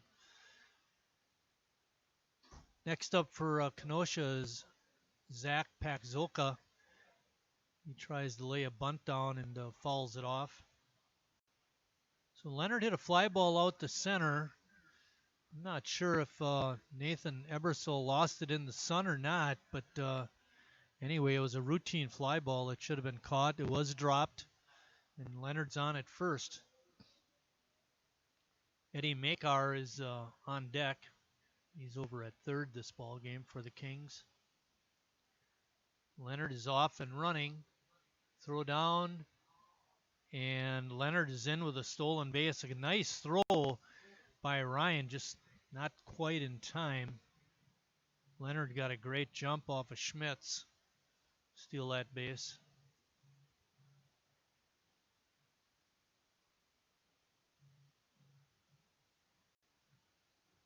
Up in the press box, we have our field announcer,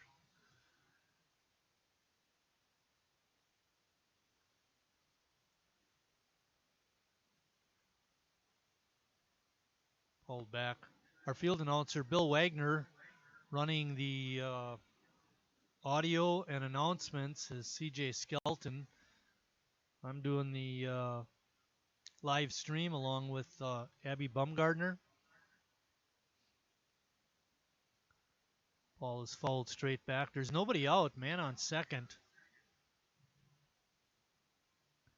Just starting game 2. Sheboygan lost game 1 3-0. Great pitching by the Kings. Tom Konzemius. And then Brandon Jeffrey came in to earn the save, pitching 1 inning.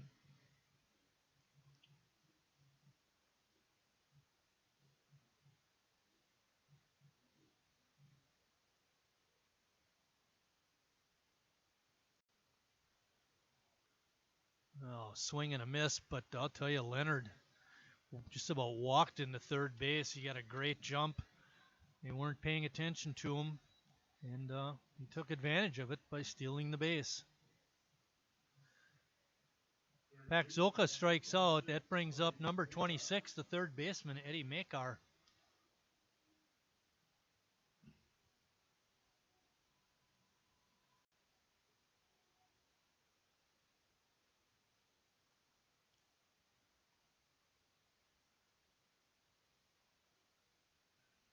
Schmitz starts Makar out with a strike.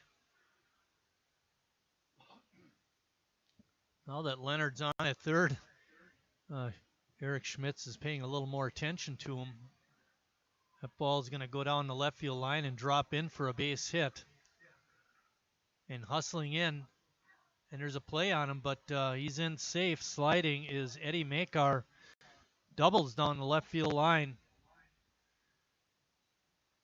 Good play by Warner to get it back in and have a play at second, but Makar running hard right out of the box, was looking for a double.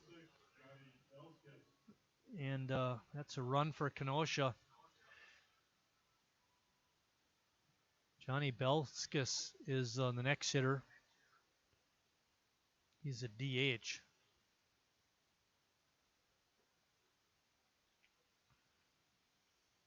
Start him off with a strike.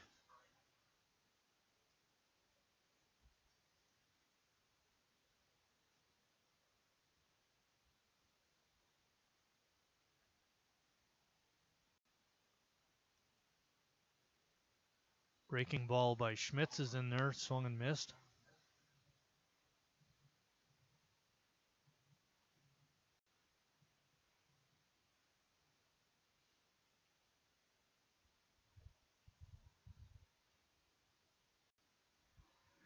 And down on strikes is Belskis.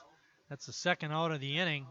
A couple of strikeouts by Eric Schmitz. That brings up Frankie Sestero, the shortstop.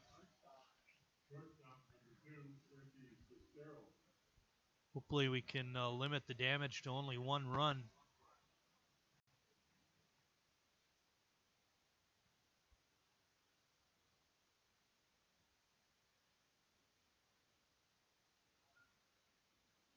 Ball is fouled straight back.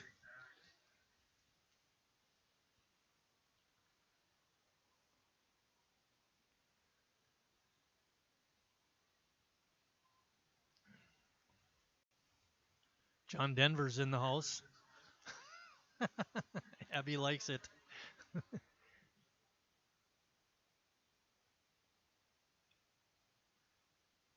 Swing and a miss.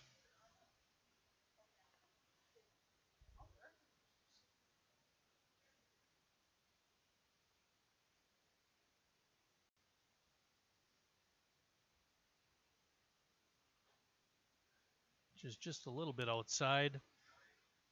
1 ball and 2 strikes. There's 2 outs. We're in the top of the first of game 2 of our doubleheader against the Kenosha Kings. They lead it, scoring on a double by Makar. That ball is hit out to left. Wannerin makes the grab, and at the end of a half inning of play, Kenosha 1, Sheboygan coming up.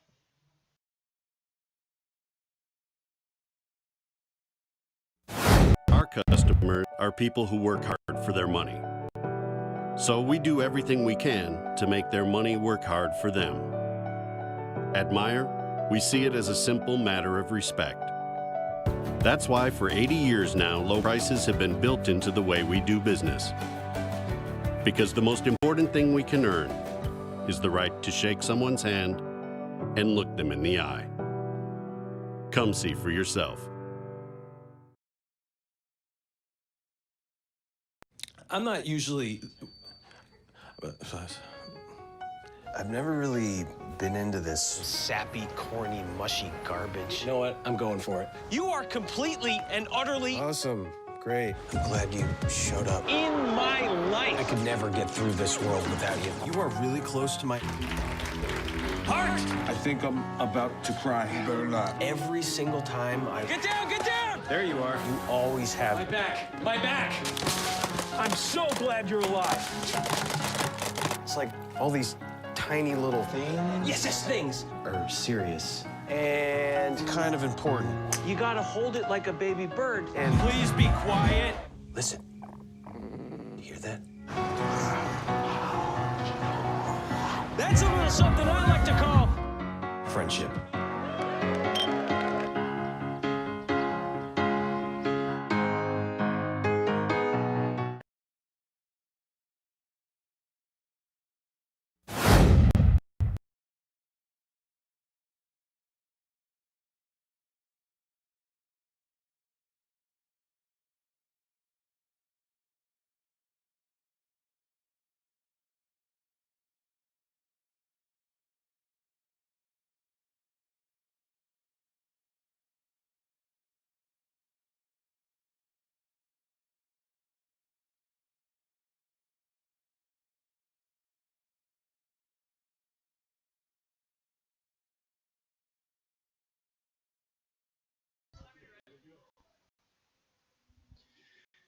Getting ready to lead off the bottom of the first is Sheboygan's leadoff hitter, Ross Christ. Christ was 0 for 2 in game 1, drew a walk in that in the 6th inning when the A's rallied to get the bases loaded, but couldn't get a run in. Battery for Kenosha is Kyle Kutzler on the mound and Mikey Shore behind the plate.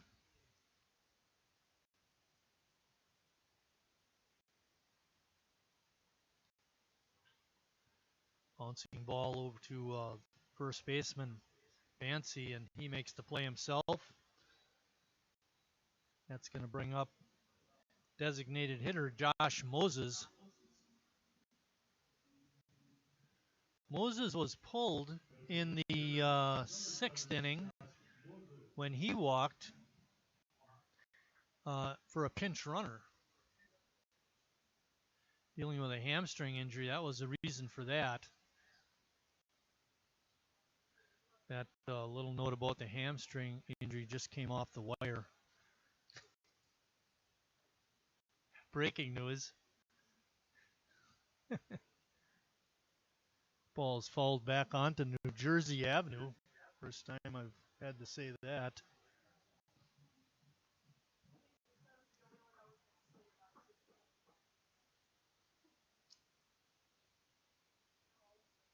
Ooh, pitch inside. Hits Moses. So the A's have a base runner. And that'll bring up Jacob Neese. Neese is at third base this game. Uh-oh, we've got a problem, Abby. Neese is at short, and Stelt is at third. That's all right. You're still a keeper. I don't care what your mom and dad say.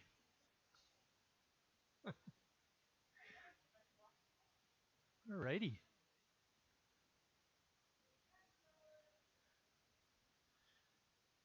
Kutzler with a good fastball to Neese. No balls and one strike. Moses on at first. He gets driven back to the bag.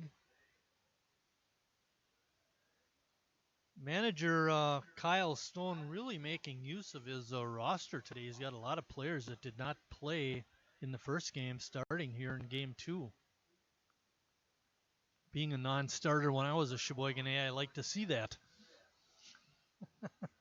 So does CJ. I'll take a game 2 start.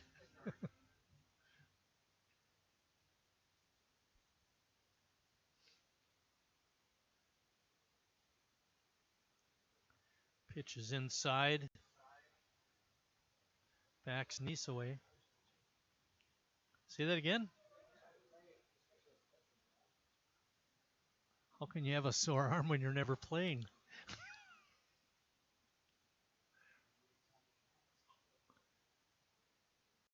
Nice play over there by Moyer.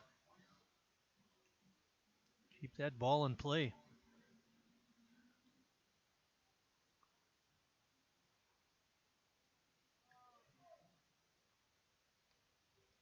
Tim Moyer, pardon me.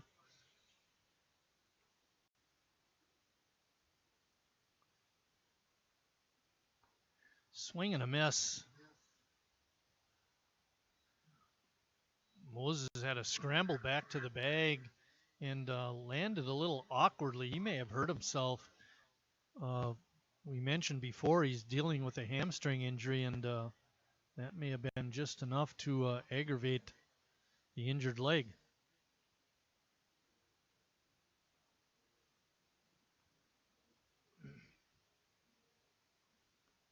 He's still not up. Can we see that on there, Abby? On our monitor? Can you? Okay. Josh Moses is down. He's has one hand on the bag. His two knees are on the dirt. Medical personnel is coming over, and they're going to escort him off the field.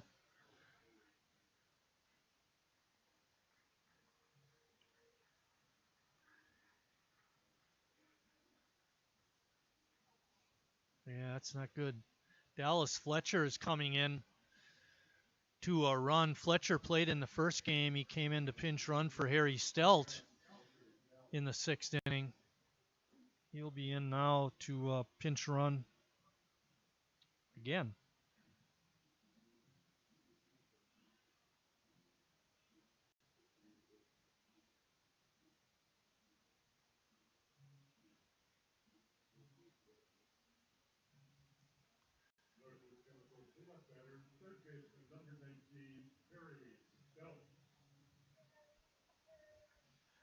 Phil Ducat is our home plate umpire here in Game 2, and Bill DeGroot is our Game 2 base umpire. They switched jobs from the first game. Harry Stelt is up. In Game 1, Harry was 0 for 1. He walked and was hit by a pitch. Sheboygan on a 4-game losing streak, looking to get that snapped right here. Dallas Fletcher taking a good lead, secondary lead, but holds on at first.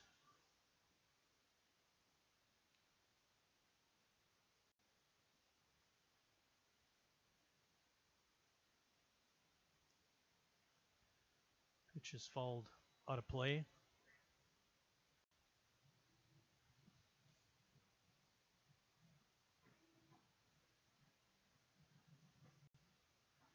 Harry Stelt hitting .211 in the early part of this season. Going to get going. He's generally over the 300 mark. Takes that pitch for a strike.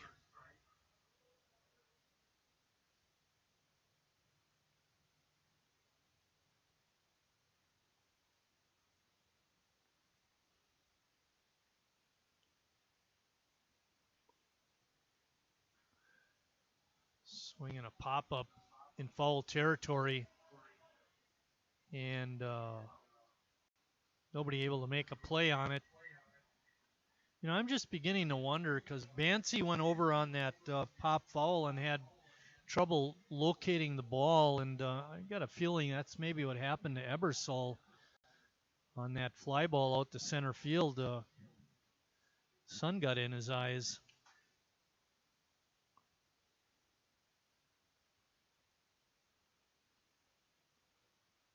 Pitch is outside. Kunstler wanted it. Shorer wanted it, but the umpire said no.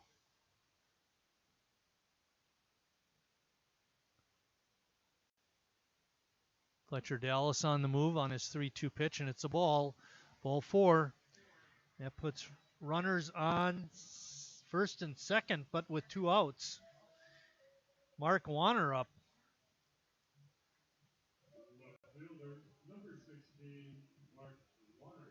Warner hitting .333. He's had a nice start to his season. He was 0 for 3 in the first game. Time for him to get off the schneid. Breaking pitch right there for strike 1.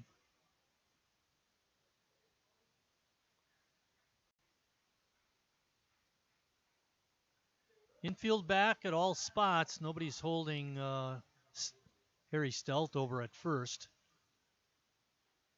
Dallas Fletcher jumping to a good secondary lead on the pitch.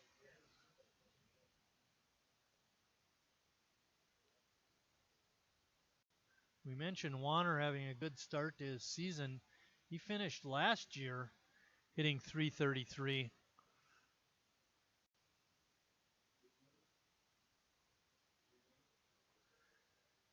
There's a call for Bueller, but appears that Bueller is not in the house. Bueller. Maybe we got a Bueller out there in internet land. Pitch is driven foul down the right field side into the bullpen area.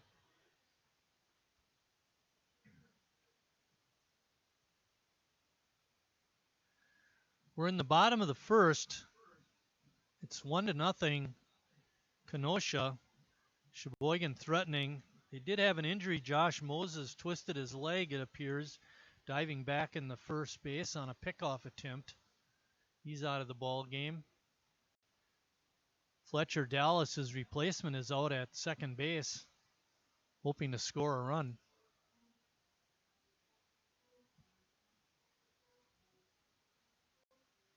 Warner battling at the plate.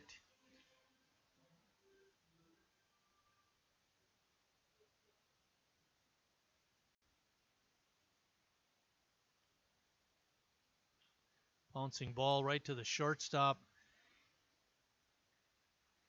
Maker, and he flips it over to Gregory for the force, and that ends the inning for the A's after one complete. Kenosha on top, 1-0.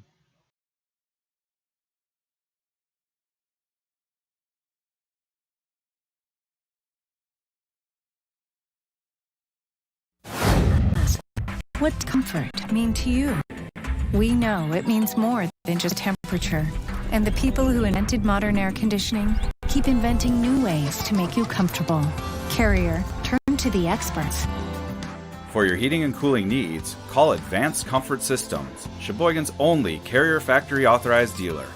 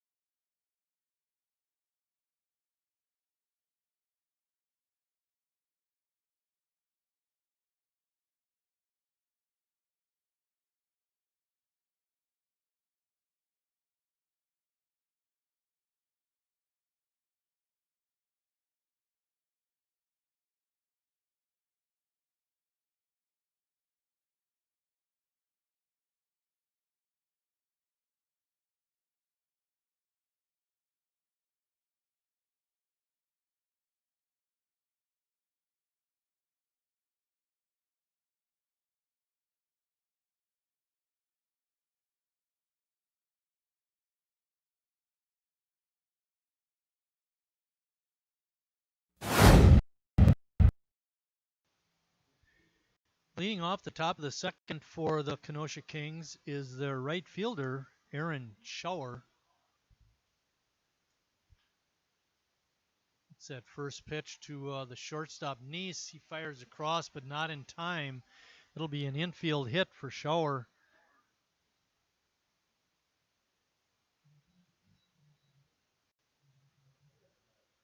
That's a base hit.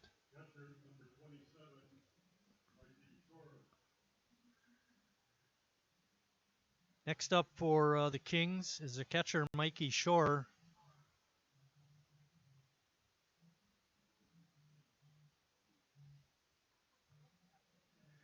Infield at second and third for Sheboygan is about halfway, looking to turn a double play.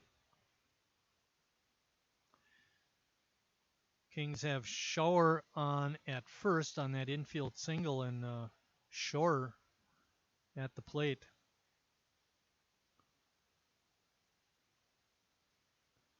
Ball straight back. Yeah. Hey, Abby, you can get out from under the counter now. It's safe.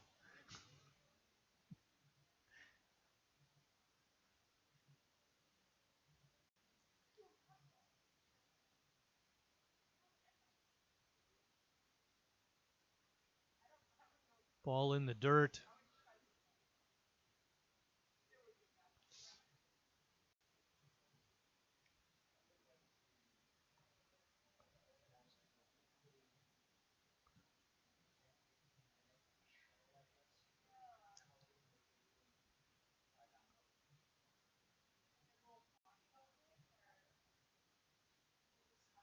Eric Schmidt's on the mound. Comes set at the belt. And the pitch is a swing and a miss. He gets Shore on strikes. And that'll bring up the number 8 hitter, Jesse Gregory.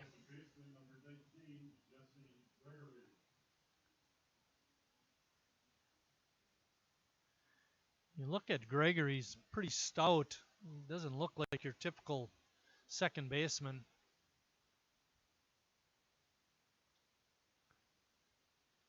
If you're going to take players just by physique, you might say that Gregory would be a catcher.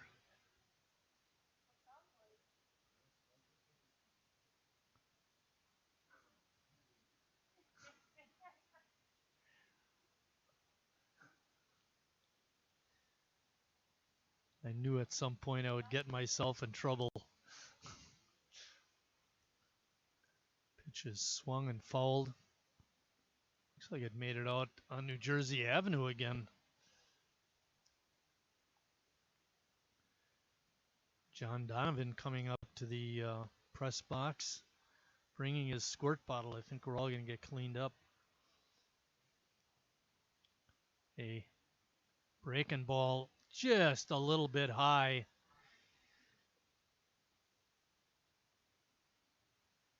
Makes the count 2 balls and 1 strike.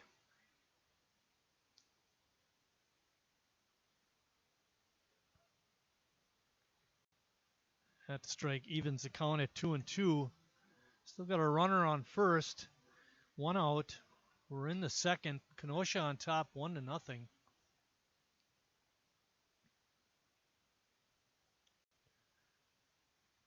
Gregory hanging tough. After our doubleheader today, our next live stream broadcast will be on Tuesday, July 14th, and that starts a run of 3 consecutive home games for Sheboygan. They will play on the 14th, 15th, and 16th at Wildwood Park. The plan is for each of those games to be live streamed. That pitch goes off the mitt of Ryan. That'll be a pass ball. Runner moves to second base.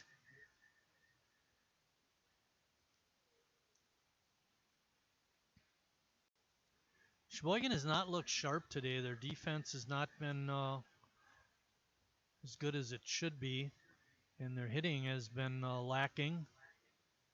They just haven't been playing winning baseball. Another strikeout for Schmitz, his 4th of the game. And that brings up the number 9 hitter, Cody Bancy.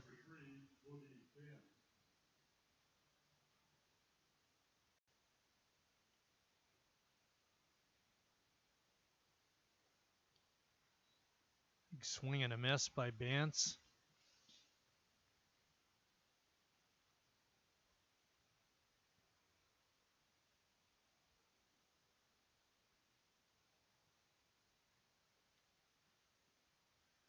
We mentioned Eric Schmitz is the ace of the staff. So far this year, he's pitched 10 innings, given up 7 hits, 2 runs, 16 strikeouts with only 3 walks. He's got a 1-0 record, and his ERA is 0. Even with that run given up today, which was unearned. Swinging a foul tip right into the glove of Shane Ryan, and that ends the second. At the end of an inning and a half, Sheboygan trails 1-0.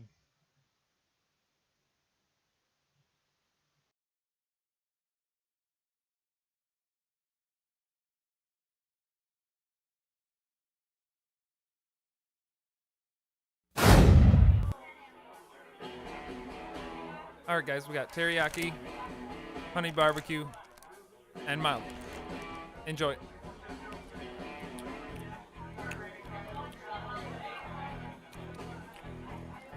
All right, DOA wings, hottest on the menu.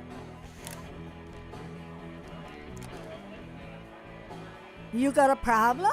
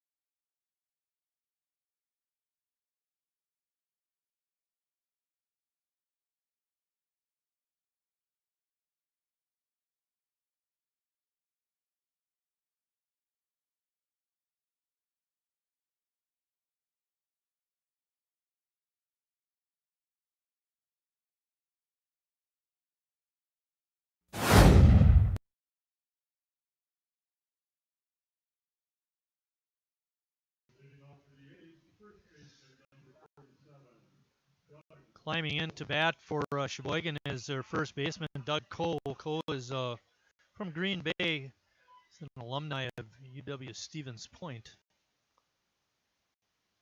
That's where the legend Gene Mann played his college baseball. Don't forget, in the 5th inning of today's game, we'll have our second Sheboygan A's trivia. Line drive, base hit right down the line. I don't think Cole will be going into second base, however. He'll make a big turn at first. And it gets by the second baseman, Gregory, and allows Cole to go into second. So we're going to make it a single. And he goes to the second on the air by the left fielder. E7. Well, good start by Sheboygan. Cole drove that ball right down the line. Third baseman Makar was not able to make a play on it. And Leonard actually did a good job of getting over and attempting to keep Cole on first, but he threw the ball away. And Gregory, the catcher playing second, wasn't able to make the scoop. Ebersol up. He's got a strike on him. Pitch rides up high. Hutzler throws pretty hard. He was in a bit of a jam in that first inning, worked out of it. A pitch in the dirt gets by the catcher, Shore.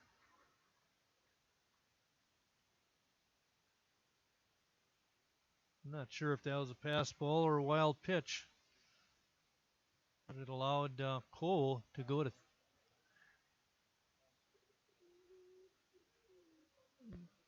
ball was in the dirt, bounce, so we're giving him a wild pitch. Runner on third, nobody out. Pitch is a strike.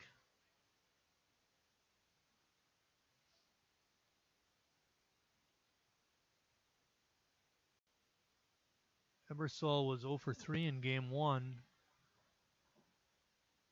Just a little bit outside.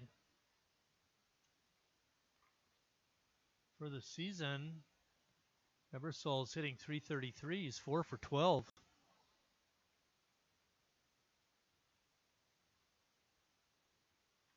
Line drive, base hit to right. That'll bring home a run. And Sheboygan is on the board. Nice base hit by Nathan Ebersol. And Sheboygan finally on the scoreboard with a run. Next up is second baseman Jake Follish.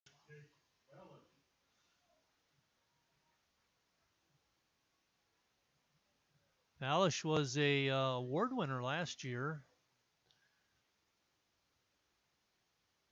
at the A's postseason banquet.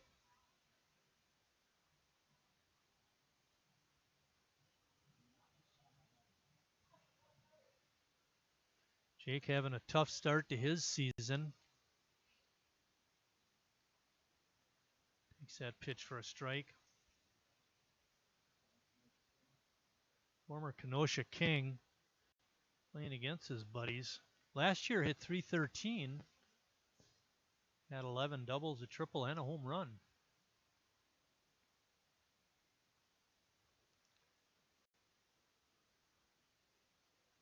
Throw is high, and Ebersol steals second base. Had a great jump, and Shore did not have a good throw down. There's nobody out. The run is in.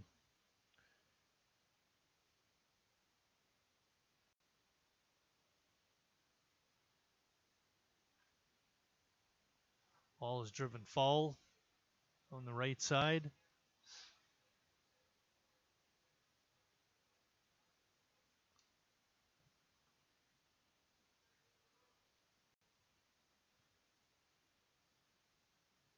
Kutzler comes set at the belt.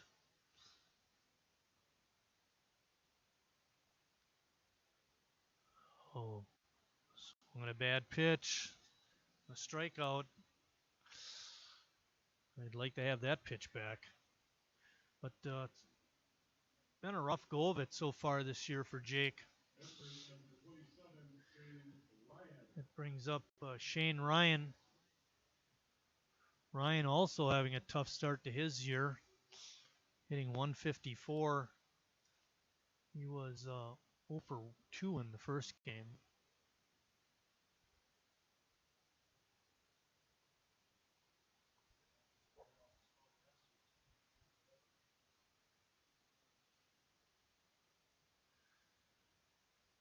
Remember, we're going to have our A's trivia in the 5th inning. Keep you watching the broadcast.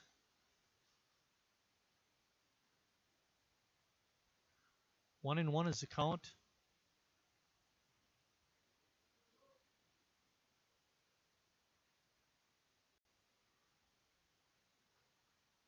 Another pitch high. Ebersol's on at second base. He singled to right, stole second. That single drove in Doug Coe, who had reached on a base hit.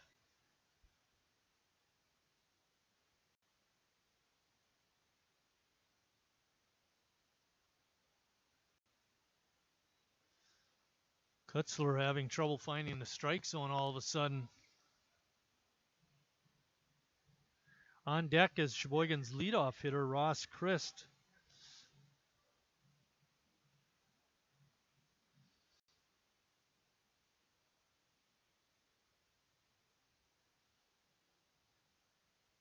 Pitch is outside for a ball.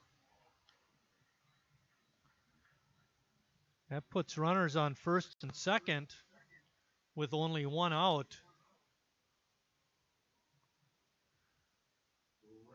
Chris came into today's doubleheader hitting .450, was leading the team in that department. Just like the rest of his teammates, he had a tough go of it in game one, going 0 for 2. The pitch gets bad, past the catcher Shore, and that allows the runners to move up to second and third. That was a pass ball.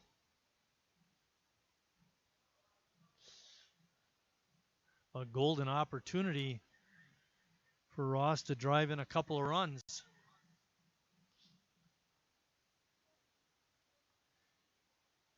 Up the middle, the infielders, second and third baseman, are both deep. Anything hit towards them will score a run, but this ball is hit on the air to left. And Leonard gets it in quickly. No chance that time for Ebersol to try and score. And now it's going to be Dallas Fletcher batting for Moses. Remember, Fletcher came in to pinch run for Moses, who was injured, diving back into first base on a pickoff attempt. See if Dallas can come through with a base hit.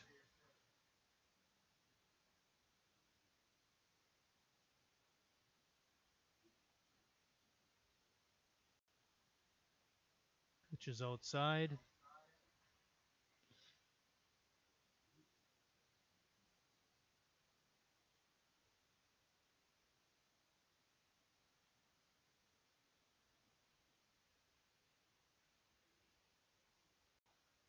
Pitch is in for a strike.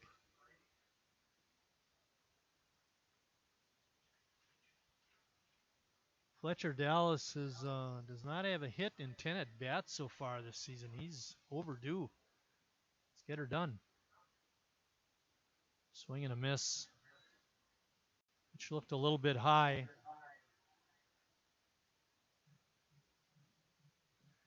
Sheboygan with 2 hits, both of them coming in this inning. They also have a couple of walks and a hit by pitch. There's a ball hit hard to deep left field, way back there, and all the outfielders can do is turn around and watch it go way out of here. What a hit. Oh my. You don't see very often when the outfielders just turn around and watch it.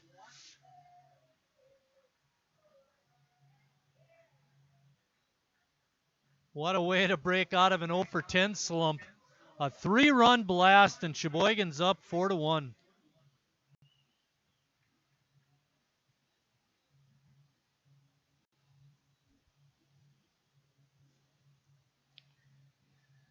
Fletcher Dallas. And that brings up Jacob Neese.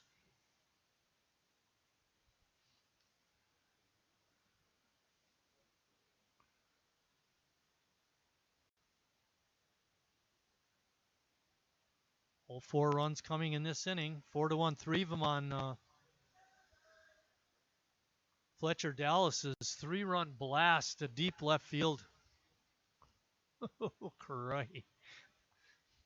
That ball was tagged. Although I think the long ball of the day belongs to Kenosha's Colton Coca, who hit a home run to straightaway center field.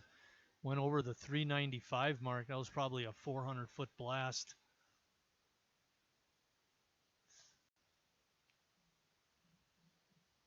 Strike to Neese. Neese looking to get off the schneid from first game.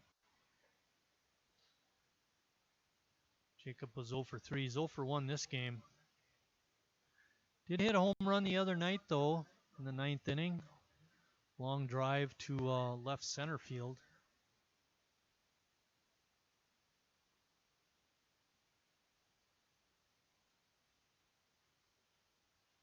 That ball's hit out to short center field, making a diving attempt.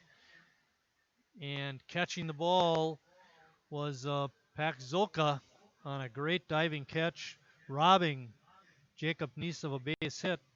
But at the end of 2 innings of play now, Sheboygan on top, 4-1.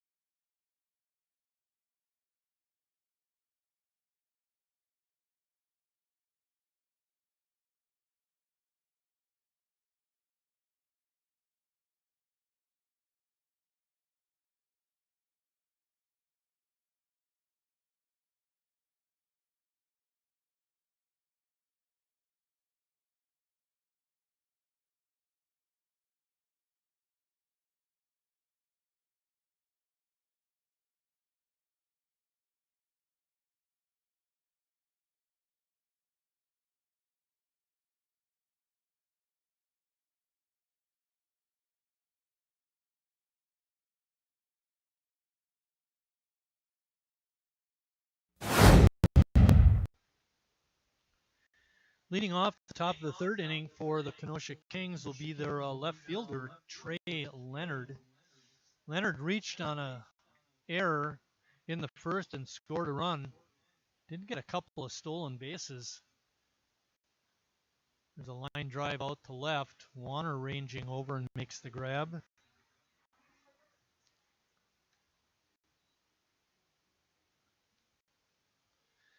One pitch, one out. Next is center fielder Zach Pakzolka. Pakzolka was Eric Schmitz's first strikeout victim.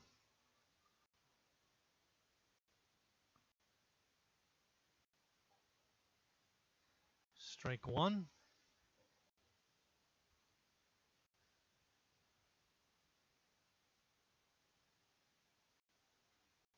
Line drive, base hit to right. Pakzolka with a nice swing and gets rewarded with a base hit. That'll bring up Eddie Makar. Makar,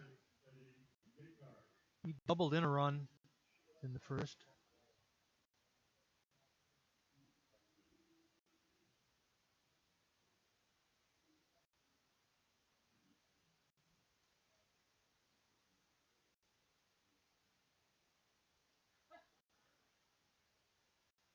Hefty swing that time, but fouled back into the A's dugout area.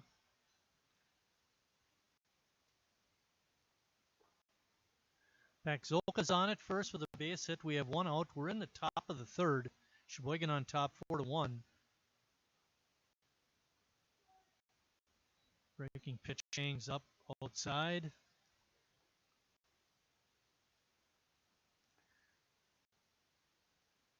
Schmitty ready to go, but the batter stepped out. Now we're ready.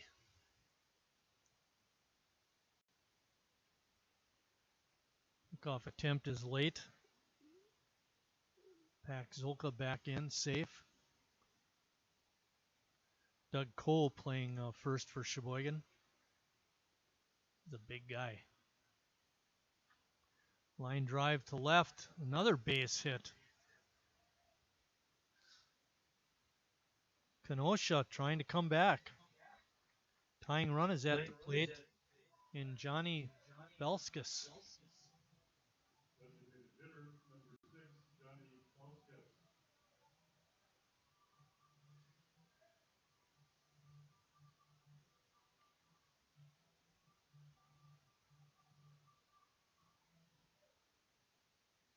Schmidt's back on the hill, ready to go. Infield is deep, especially at short and second, looking for the double play. First pitch is in for a strike. Harry Stelt about halfway at third.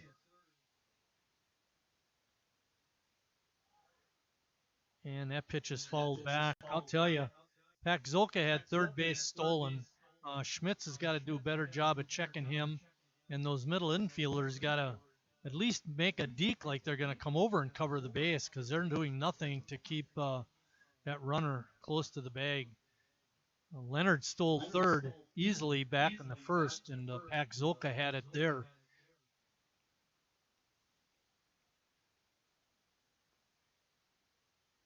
Polish driving him back a little bit. That time Schmitty looks him back. Pitch is outside. It's a game within a game when you get runners on base. Those infielders have to working as a team with the pitcher to try and keep the runners close.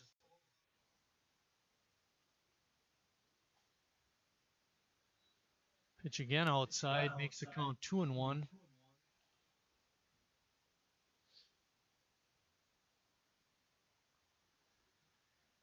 The shortstop Nice is not near the bag. Folish has got to creep over a little bit, and there he goes. Swing and a miss. Belskis is down on strikes for out number 2. That brings up Frankie Sestero.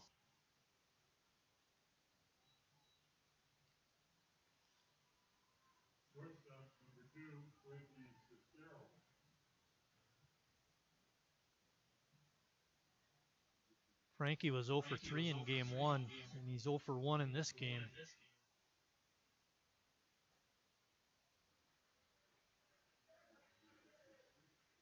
Leonard led off the inning with a fly ball to left, and then Paczolka singled to left. Makar singled to left also, putting runners on first and second. It's a ground ball right to Cole. He stays down on it, makes the pick, and steps on the bag for the third out. And we're at the end of 2.5 innings of play. Sheboygan on top, 4-1.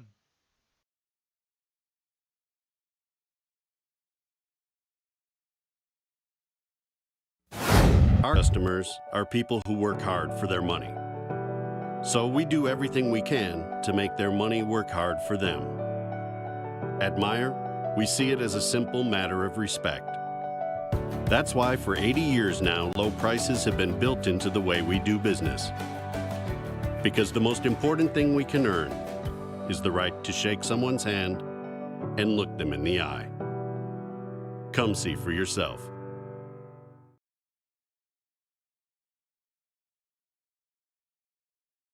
I'm not usually... I've never really been into this sappy, corny, mushy garbage. You know what? I'm going for it. You are completely and utterly... Awesome. Great. I'm glad you showed up. in my life. I could never get through this world without you. You are really close to my heart. I think I'm about to cry. You better not. Every single time I... Get down, get down! There you are. You always have... My back, my back! I'm so glad you're alive. It's like all these tiny little things. Yes, things are serious.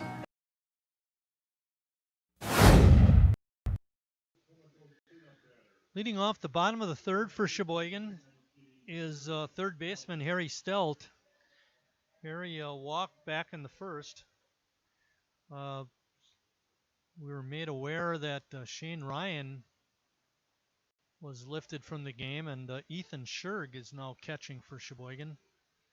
So Ethan was catching the third inning while Kenosha was batting.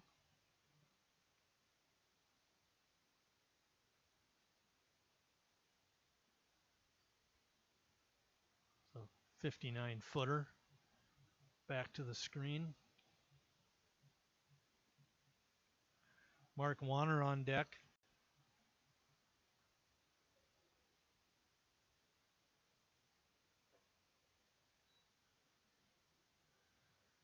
Kutzler having a little tough time finding the plate.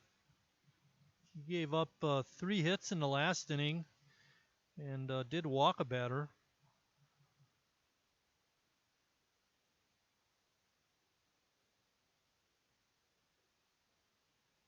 3-1 is the count now.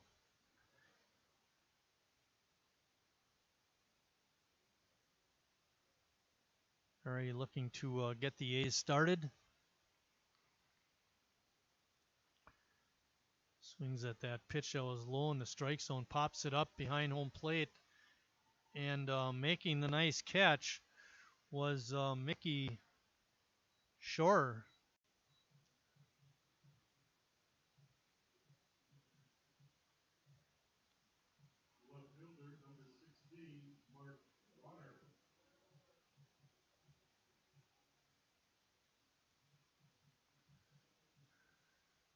Oh, a great opportunity for Harry and that 3-1 pitch, but popped it foul.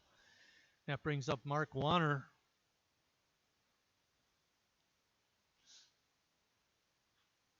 Warner with a line drive past the third baseman, Eddie Makar. Base hit, Mark. That brings up Doug Cole. Cole had a base hit right down the third base line.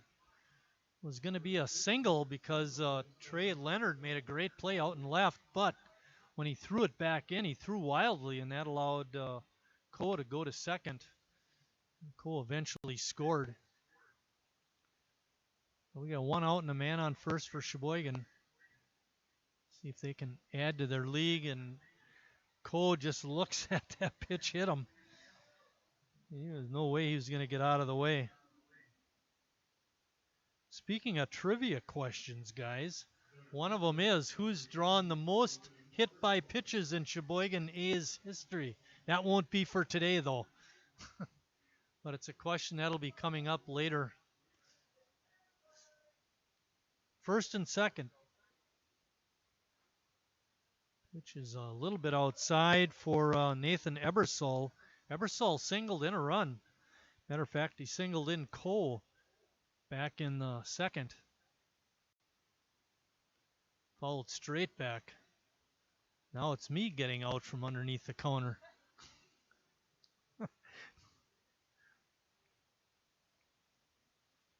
Oh, straight back right at me, too.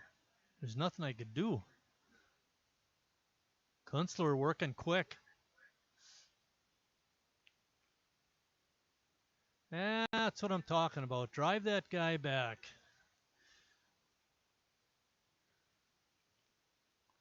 Kunstler not letting the Sheboygan base runners get a big lead. The looping fly ball to left, coming in hard is Leonard. He can't make the play. Fires the third, but it's going to be late. And Sheboygan's got the bases loaded with one out. Great effort out in left field, but give Ebersol his second base hit of the game. And that brings up Jake Fallish. So after the foul out by Harry Stout, we've got a Warner single, a Cole hit by pitch, and an Ebersol single to load the bases. Fallish takes strike one.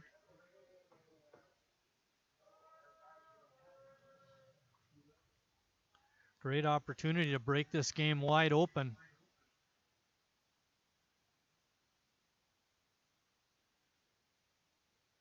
Ball is fouled back off the screen. Jake was a 300 hitter last year. We mentioned that. He's had a real tough start to this season. He's hitting under 100. Now would be a good time to break out of that slump.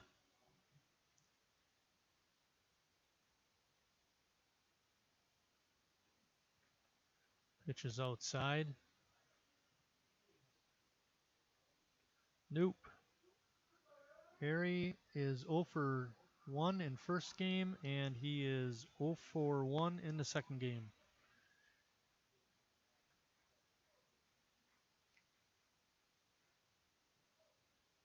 Pitch is in the dirt.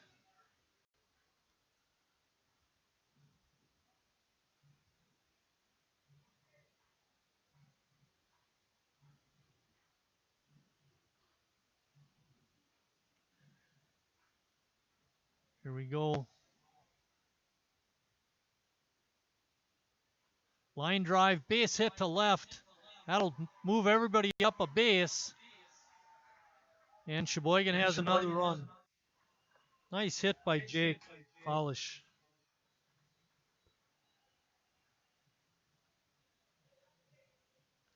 This is the Sheboygan A's baseball team we wanted to see this year. Hitting and scoring runs. Jimmy Jurgensen is coming in to pinch hit for Ethan Scherg. We mentioned Scherg caught last half inning for Shane Ryan.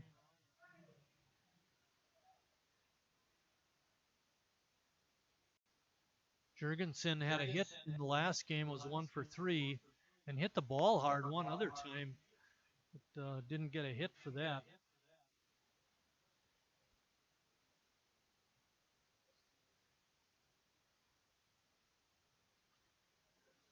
Ball is hit foul. The bases remain loaded. We have Coe at third, Ebersol at second, Folish now on first with his RBI single, and Jurgensen up.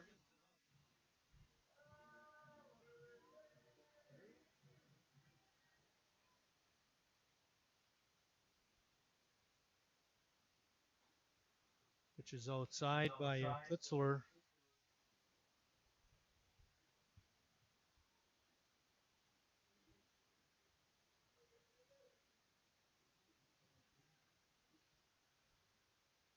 Jurgensen looking to bust this game open. Get an extra base hit. Checks his swing and bounces it foul. Beautiful day for a doubleheader. Sun is still shining. Temperatures, check that out for you. 83 degrees. Dropped the whole degree since the start of the game. Line drive, base hit to right. 2 runs are going to try to score. And good hustle on the bases by Ebersol. A 2-run single for Jimmy Jurgensen.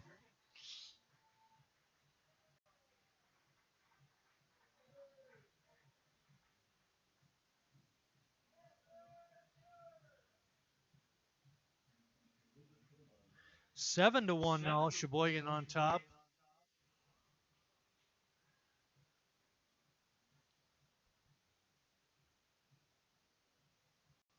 What?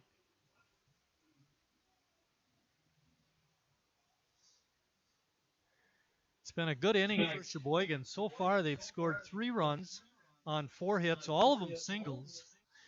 And they've busted this game open. Great substitution by Tim Moyer to get Jurgensen in the ball game. T.D. Walker is coming in the ball game. He'll pinch run for Jurgensen, and that might be our new catcher.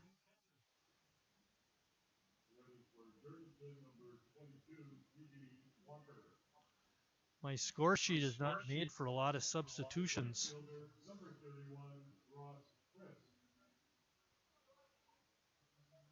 Ross Christ is up for Sheboygan. He's got Folish on at second. T.D. Walker pinch running for Jurgensen on at first. There's still only 1 out.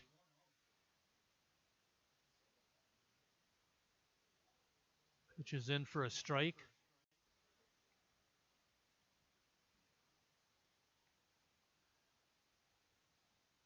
Boy, these are all the runs we were looking for in game 1.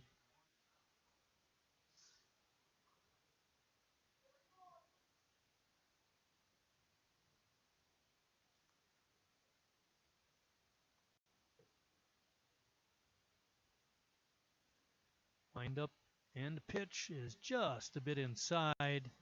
Makes the count 2 balls and 1 strike.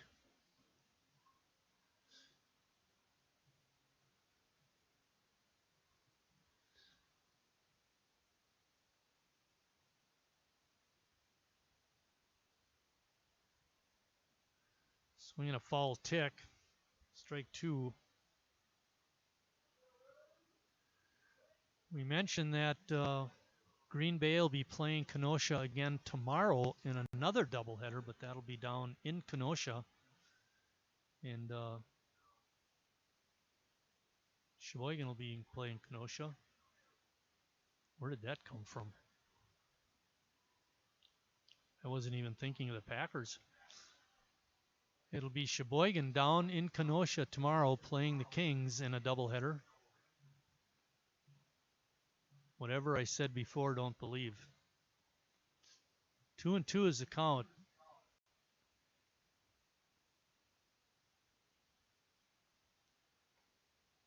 Pitch is outside. On deck is Fletcher Dallas.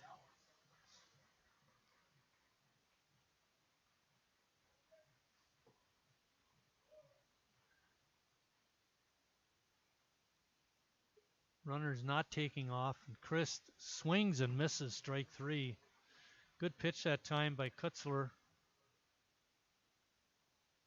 And that brings up Fletcher Dallas, who hit a 3-run homer his last at bat. See if he can do that again. That'd be very cool. First pitch is swung at and fouled off to the right side.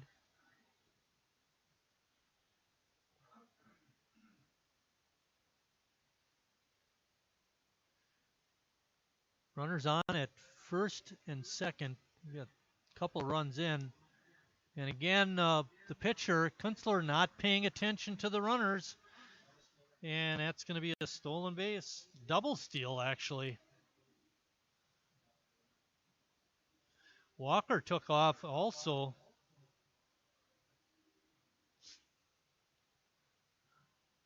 See if Fletcher Dallas can drive them both in. Pitch is inside.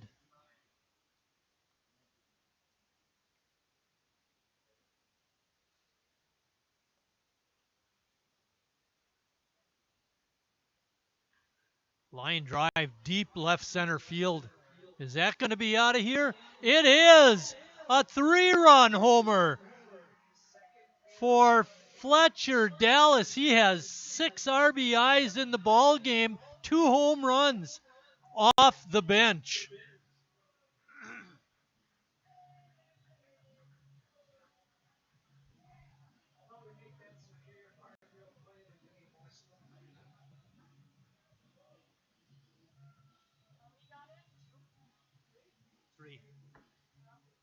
Oh my. The only difference between that home run and his first home run is that the outfielders actually took a couple of steps before they realized there was no chance. And that'll be it for Kyle Kutzler.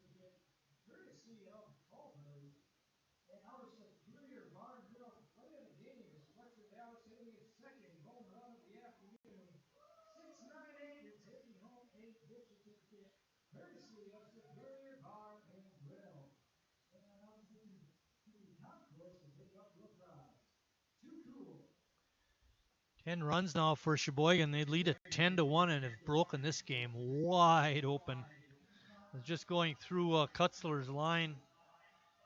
He's given up all 10 runs. All of them are earned. He walked 2 batters. He hit a couple. And he's got 3 strikeouts. So not a good outing for him. Now we'll get you the name of this Kenosha Kings relief pitcher.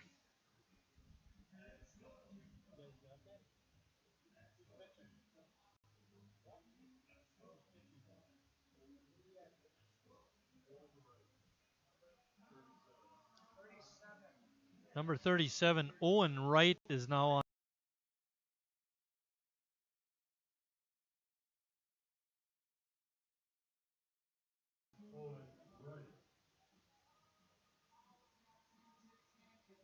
And the first batter he'll face is Jacob Neese.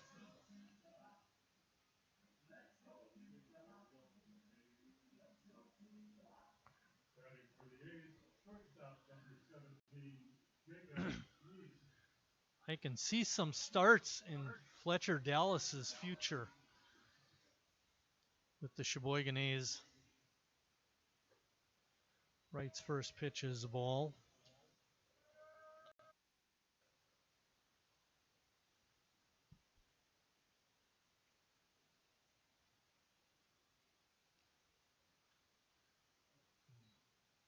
Neese fall that one off his foot. That one's got to hurt.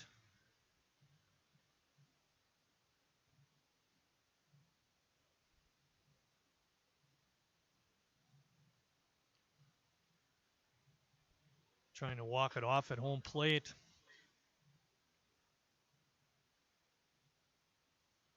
Here's the other one, Abby, if you need. Thought I gave you both of them. I gave you the wrong sheet. You can have this one too. I'm in the giving mood.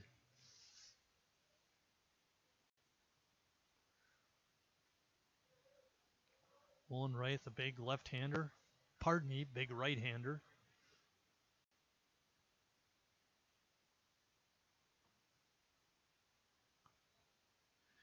Now they have a 10-run rule in this league. Sheboygan would need to get one more run.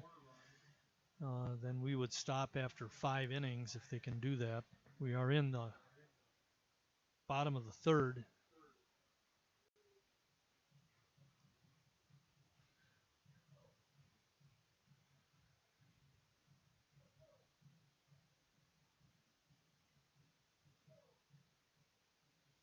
Fletcher Dallas with 2 home runs, 6 RBIs as he came in the first inning for Josh Moses.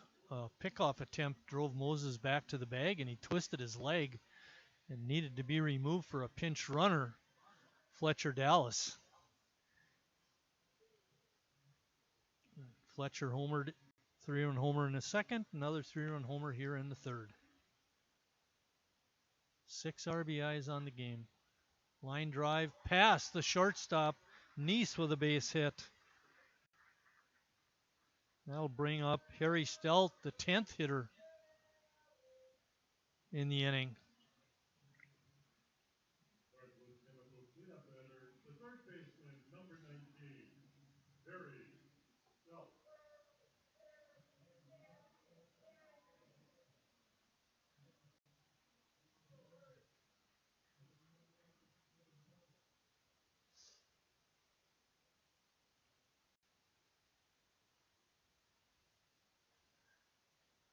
Breaking ball is popped out into center field. Coming in is Pac Zilka, and he makes the easy catch.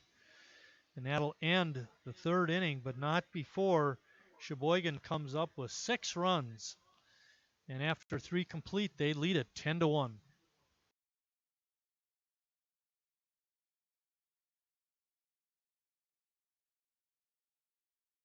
Asks, what does comfort mean to you? We know it means more than just the temperature. And the people who invented modern air conditioning keep inventing new ways to make you comfortable.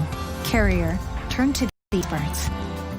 For your heating and cooling needs, call Advanced Comfort Systems, Sheboygan's only Carrier Factory authorized dealer.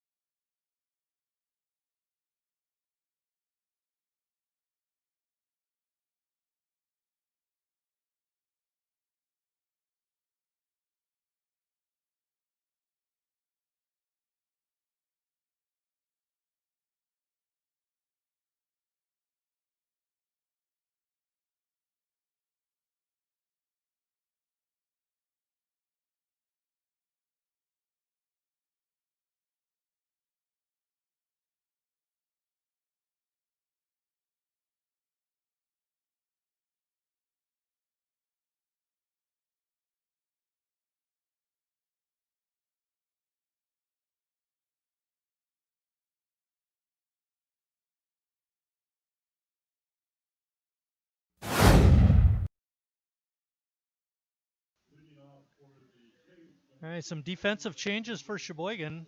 Jacoby Andreas is playing third base for Harry Stelt. Walker stays in the game, but he's going to move out to right field, and moving from right field into catching is Ross Christ.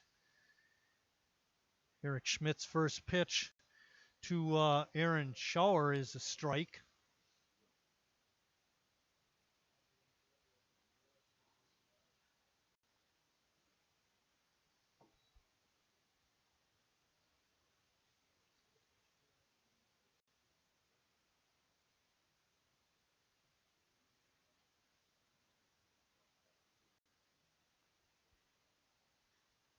Line drive out to right. Walker's right there and makes the catch for out number one. We're going to set the defense for you in just a second.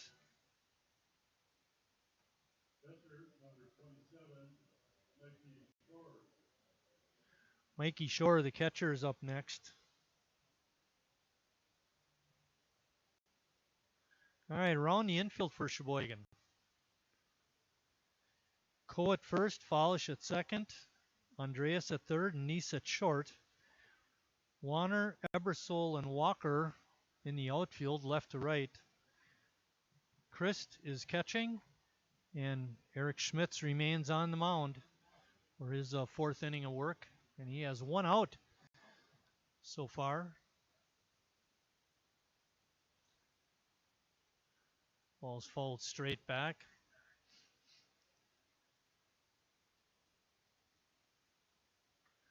Sheboygan with a 4-run second, 3 of the runs scoring on Fletcher Dallas's 30-run homer, and then a 6-run third. Again, 3 of those runs scoring on another Fletcher Dallas 3-run homer. Swing and a miss.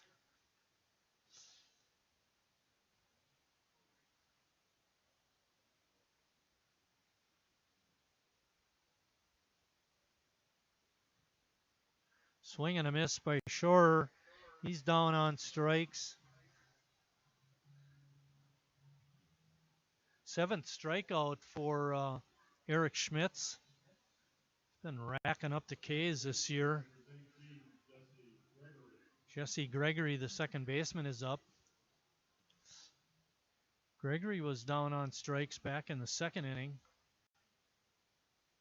He sends one down the right field line, but just foul.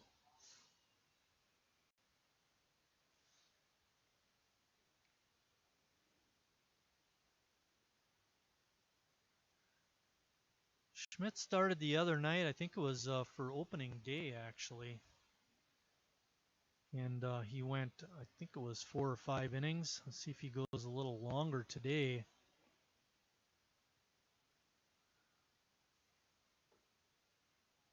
Breaking ball on the outside corner for strike 2. With the big lead, you may want to get some of your other pitchers in there. Gregory hits one to left field, not too deep. Warner comes in and makes the catch, and that's the end of the 4th inning. At the end of 3.5 innings of play, Sheboygan way on top, 10-1.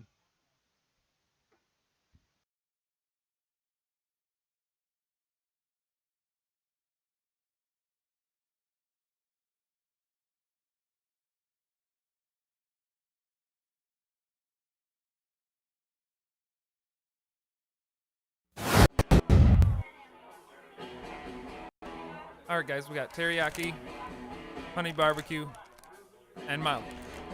Enjoy.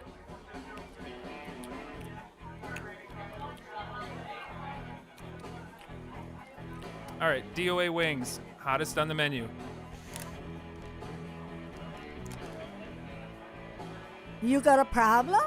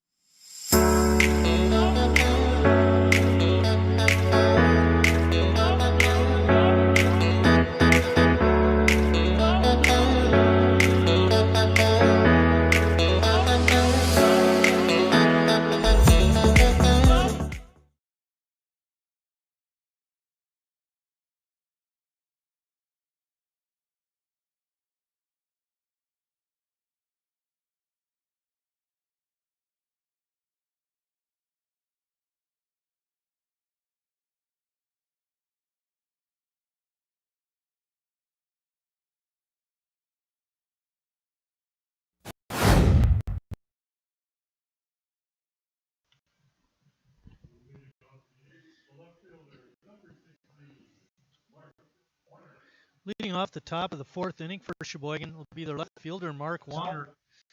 Warner singled and scored back in the third inning. He's 1 for 2.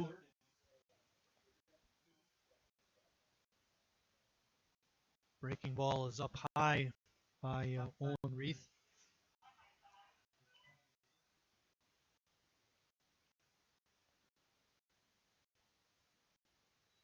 I don't know if that was a swinging strike or a called strike, but it's 1-1.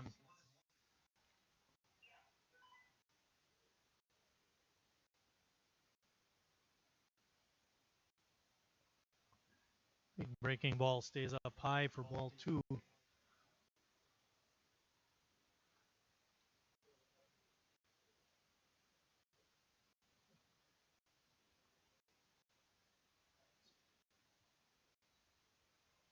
Strike 2.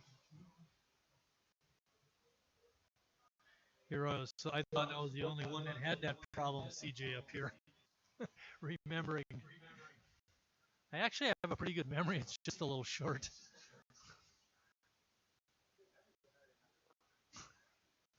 Great. Another foul ball.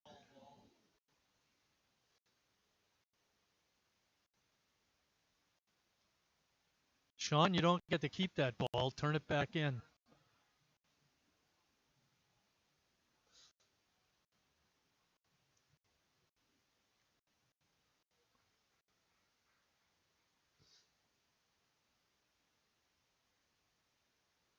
Trying to get a little extra on that pitch.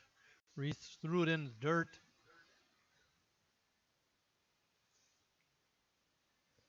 It's kind of like golf. Try and hit it too hard, it doesn't go as far.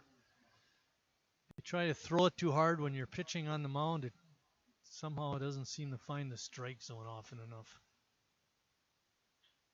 The line drive base hit by Warner out to left field. Good start for Sheboygan. That brings up first baseman Doug Coe. Coe is 1 for 1 and has scored a couple runs.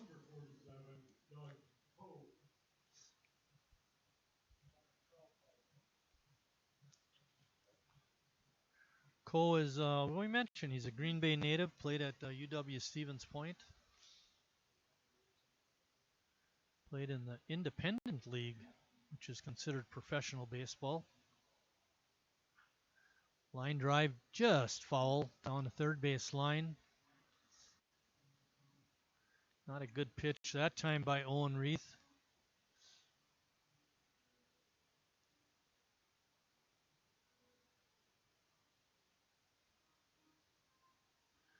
Between Doug Coe and Jimmy Jurgensen, Sheboygan's got first base pretty well covered.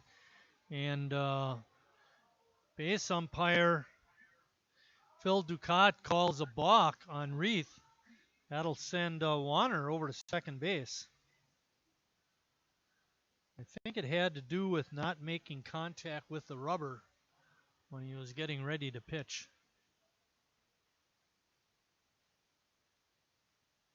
No argument by either side on that. Pitch is low.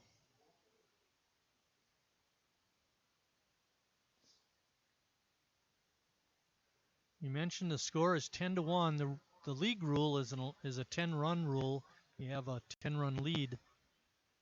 Game ends early. A bouncing ball up the middle. And they're going to get Coe by a half a step. Nice play by the shortstop, Sestero. But the runner, Warner, moves over to third. 1 out. Brings up Nathan Ebersol, who's having a nice game. He's 2 for 2 and has scored a couple runs, also has an RBI.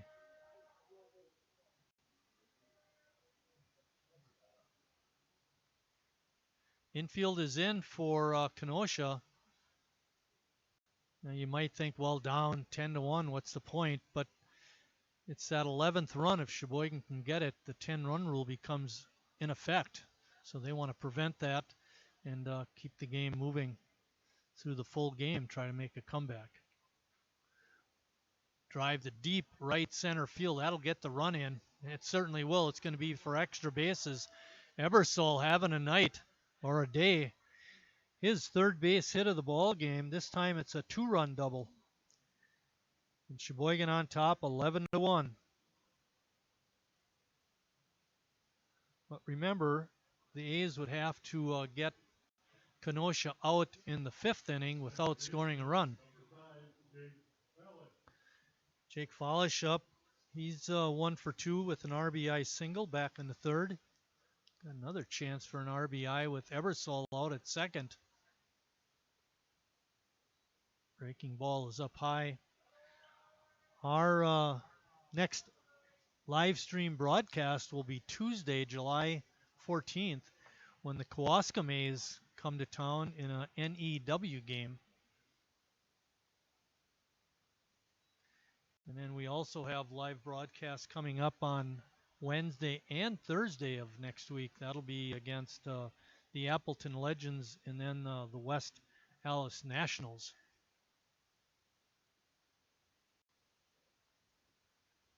Pitches inside. Makes the count 3-0.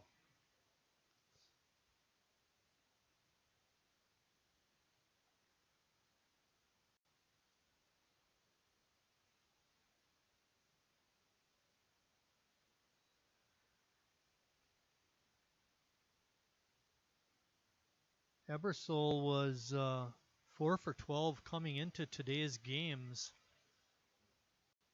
His average has gone up with this 3 for 3 game. He was 0 for 2. Actually, he was 0 for 3 in the first game. So he's 3 for 6 on the day.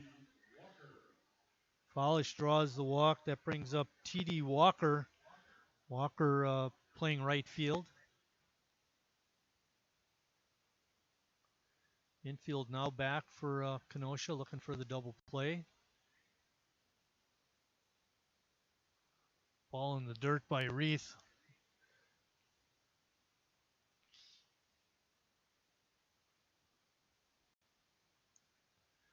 Kenosha has 1 run on 3 hits. Make that 4 hits. Sheboygan has 10 runs on a bunch of hits.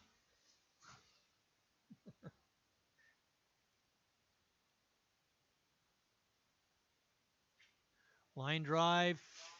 Fair ball down their left field line. Ebersol will come around and score. Throw to third is high. Sliding in safe was Follish, and going into second base with a double is T.D. Walker, and another run is in for Sheboygan.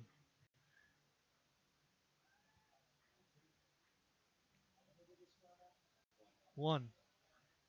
It's now 12-1. Ross Christ had a great start to his season, but his average has gone down recently. I mean, you can't expect a guy to be hitting 450 the whole time, but it'd be nice for him to break out of a mini slump and get a couple more runs in for Sheboygan. Takes that first pitch for a strike. With runners on second and third and the run rule getting out of control, Kenosha's playing back. Anything hit up the middle will score another run.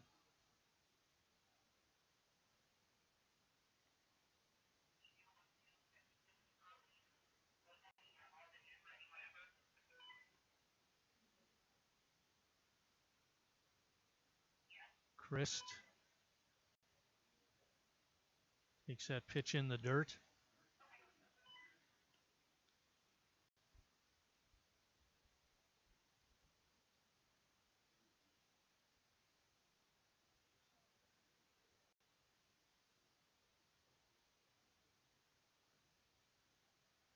Chris looking for a base hit.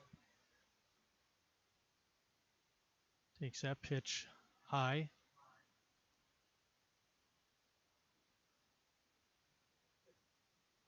Mr. Home Run is on deck. Fletcher Dallas.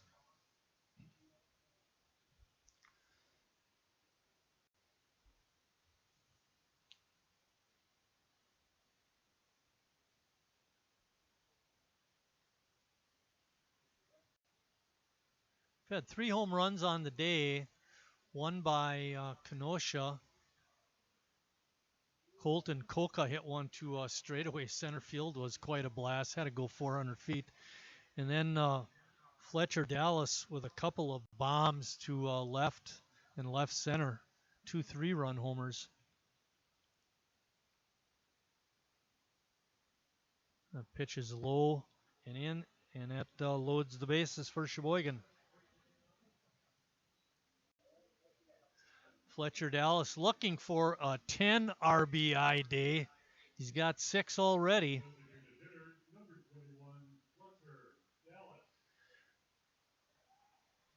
With his day today, Fletcher Dallas is at least tied for the team lead in RBIs. He's got 6, and he's taken over the lead in home runs with 2. Line drive down the right field line. It's in there for extra bases. At least 2 runs will score. Let's see what they do. They're going to hold the runner on first, Christ at third, and Fletcher pulls up with a 2-run double. He's got an 8 RBI day. My vote for player of the game goes to him.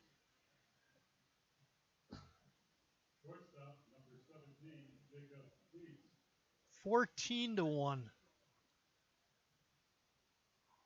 Jacob Neese is next. I was expecting a win. I wasn't expecting Fletcher Dallas with 8 RBIs on the day, but it's great. In the top of the 5th, we'll be doing our A's trivia for this ball game. It's a good thing they play 5 innings on a 10-run rule situation. 14-1. That's what I say.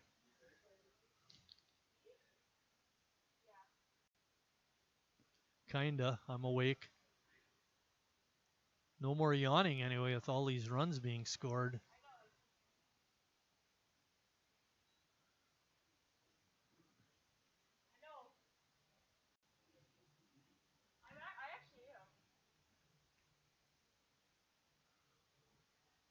Nobody warming up in the Kenosha bullpen. Drive foul, but hammered hard by Neese. Jacob is 1 for 3 in this ball game.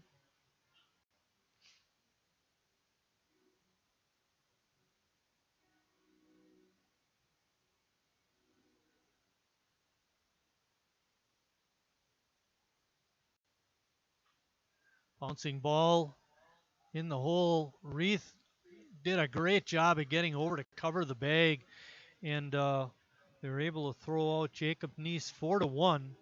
But Sheboygan comes up with some more runs, scoring 4 more, making the score after 4 complete innings of play. Not complete yet. That wasn't the 3rd out. Oh my. It did score another run, make it 15-1 now. Jacoby Andreas up. He's a big kid. Now, as you look out the center field at the flagpole, there's not a great deal of wind, and it's been pretty much like that throughout the game. So those home runs were really smacked. No wind-assisted home runs. Andreas' first at bat. He came in the 4th inning for Harry Stout.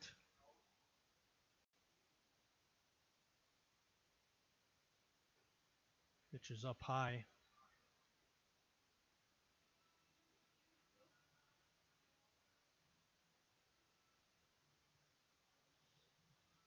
Give Jacob Neese an RBI on that ground out too.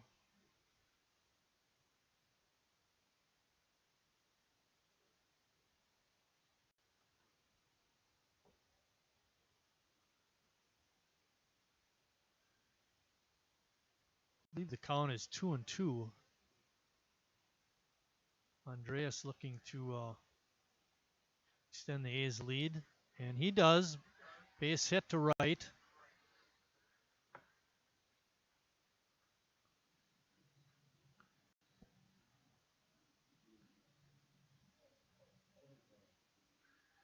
Coming up to bat for Sheboygan, the pinch hitter. Josh Gates is going to come in to hit. Gates pitched 2 innings in the first game.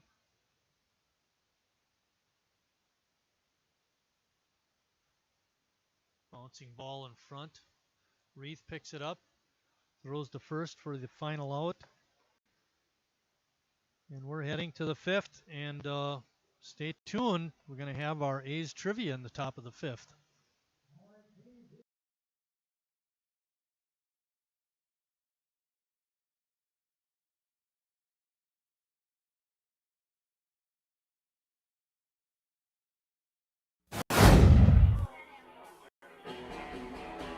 All right, guys, we got teriyaki, honey barbecue, and mild.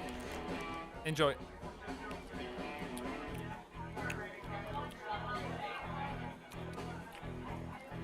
All right, DOA wings, hottest on the menu. You got a problem?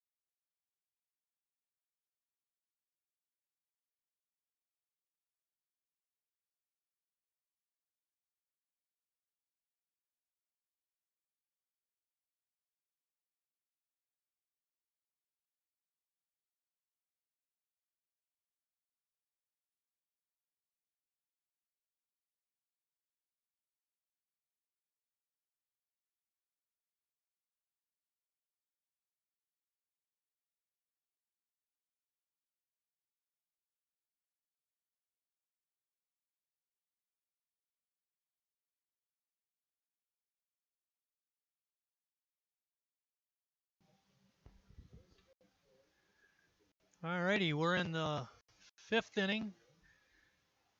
If Kenosha doesn't score a bunch of runs, they're going to get 10-run ruled. Right now it's 16-1.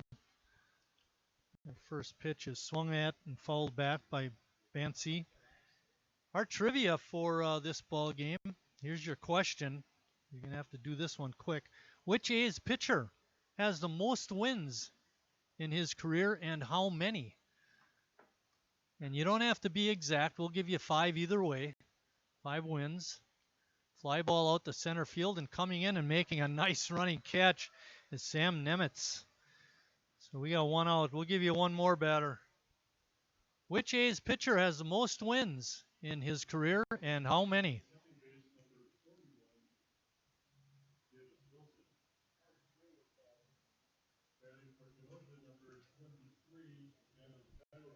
Adam Cairo pinch hitting for Leonard. Takes strike 1. Cairo in the first game was 1 for 2 with a sacrifice.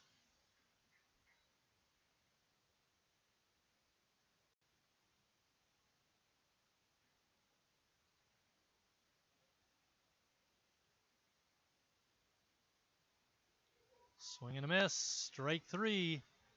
And now for the answer to our trivia question. Which A's pitcher has the most wins in his career and how many? Tom Eckert with 73. So if you were in the range of 68 to 78, you are a winner. That was a tough question because you had to name the number or give the number of wins also. Tom Eckert, 73 wins, is Sheboygan A's leader in wins. That first pitch to Pagzoka is a strike.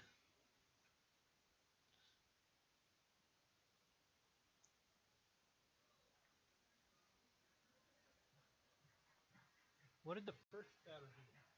Or I mean the second batter. What did that last batter do? Another strikeout by Schmitz. Fly ball out to right. Right fielder coming in and making the catch, and that's the ball game. Sheboygan is a winner by a score of 16-1.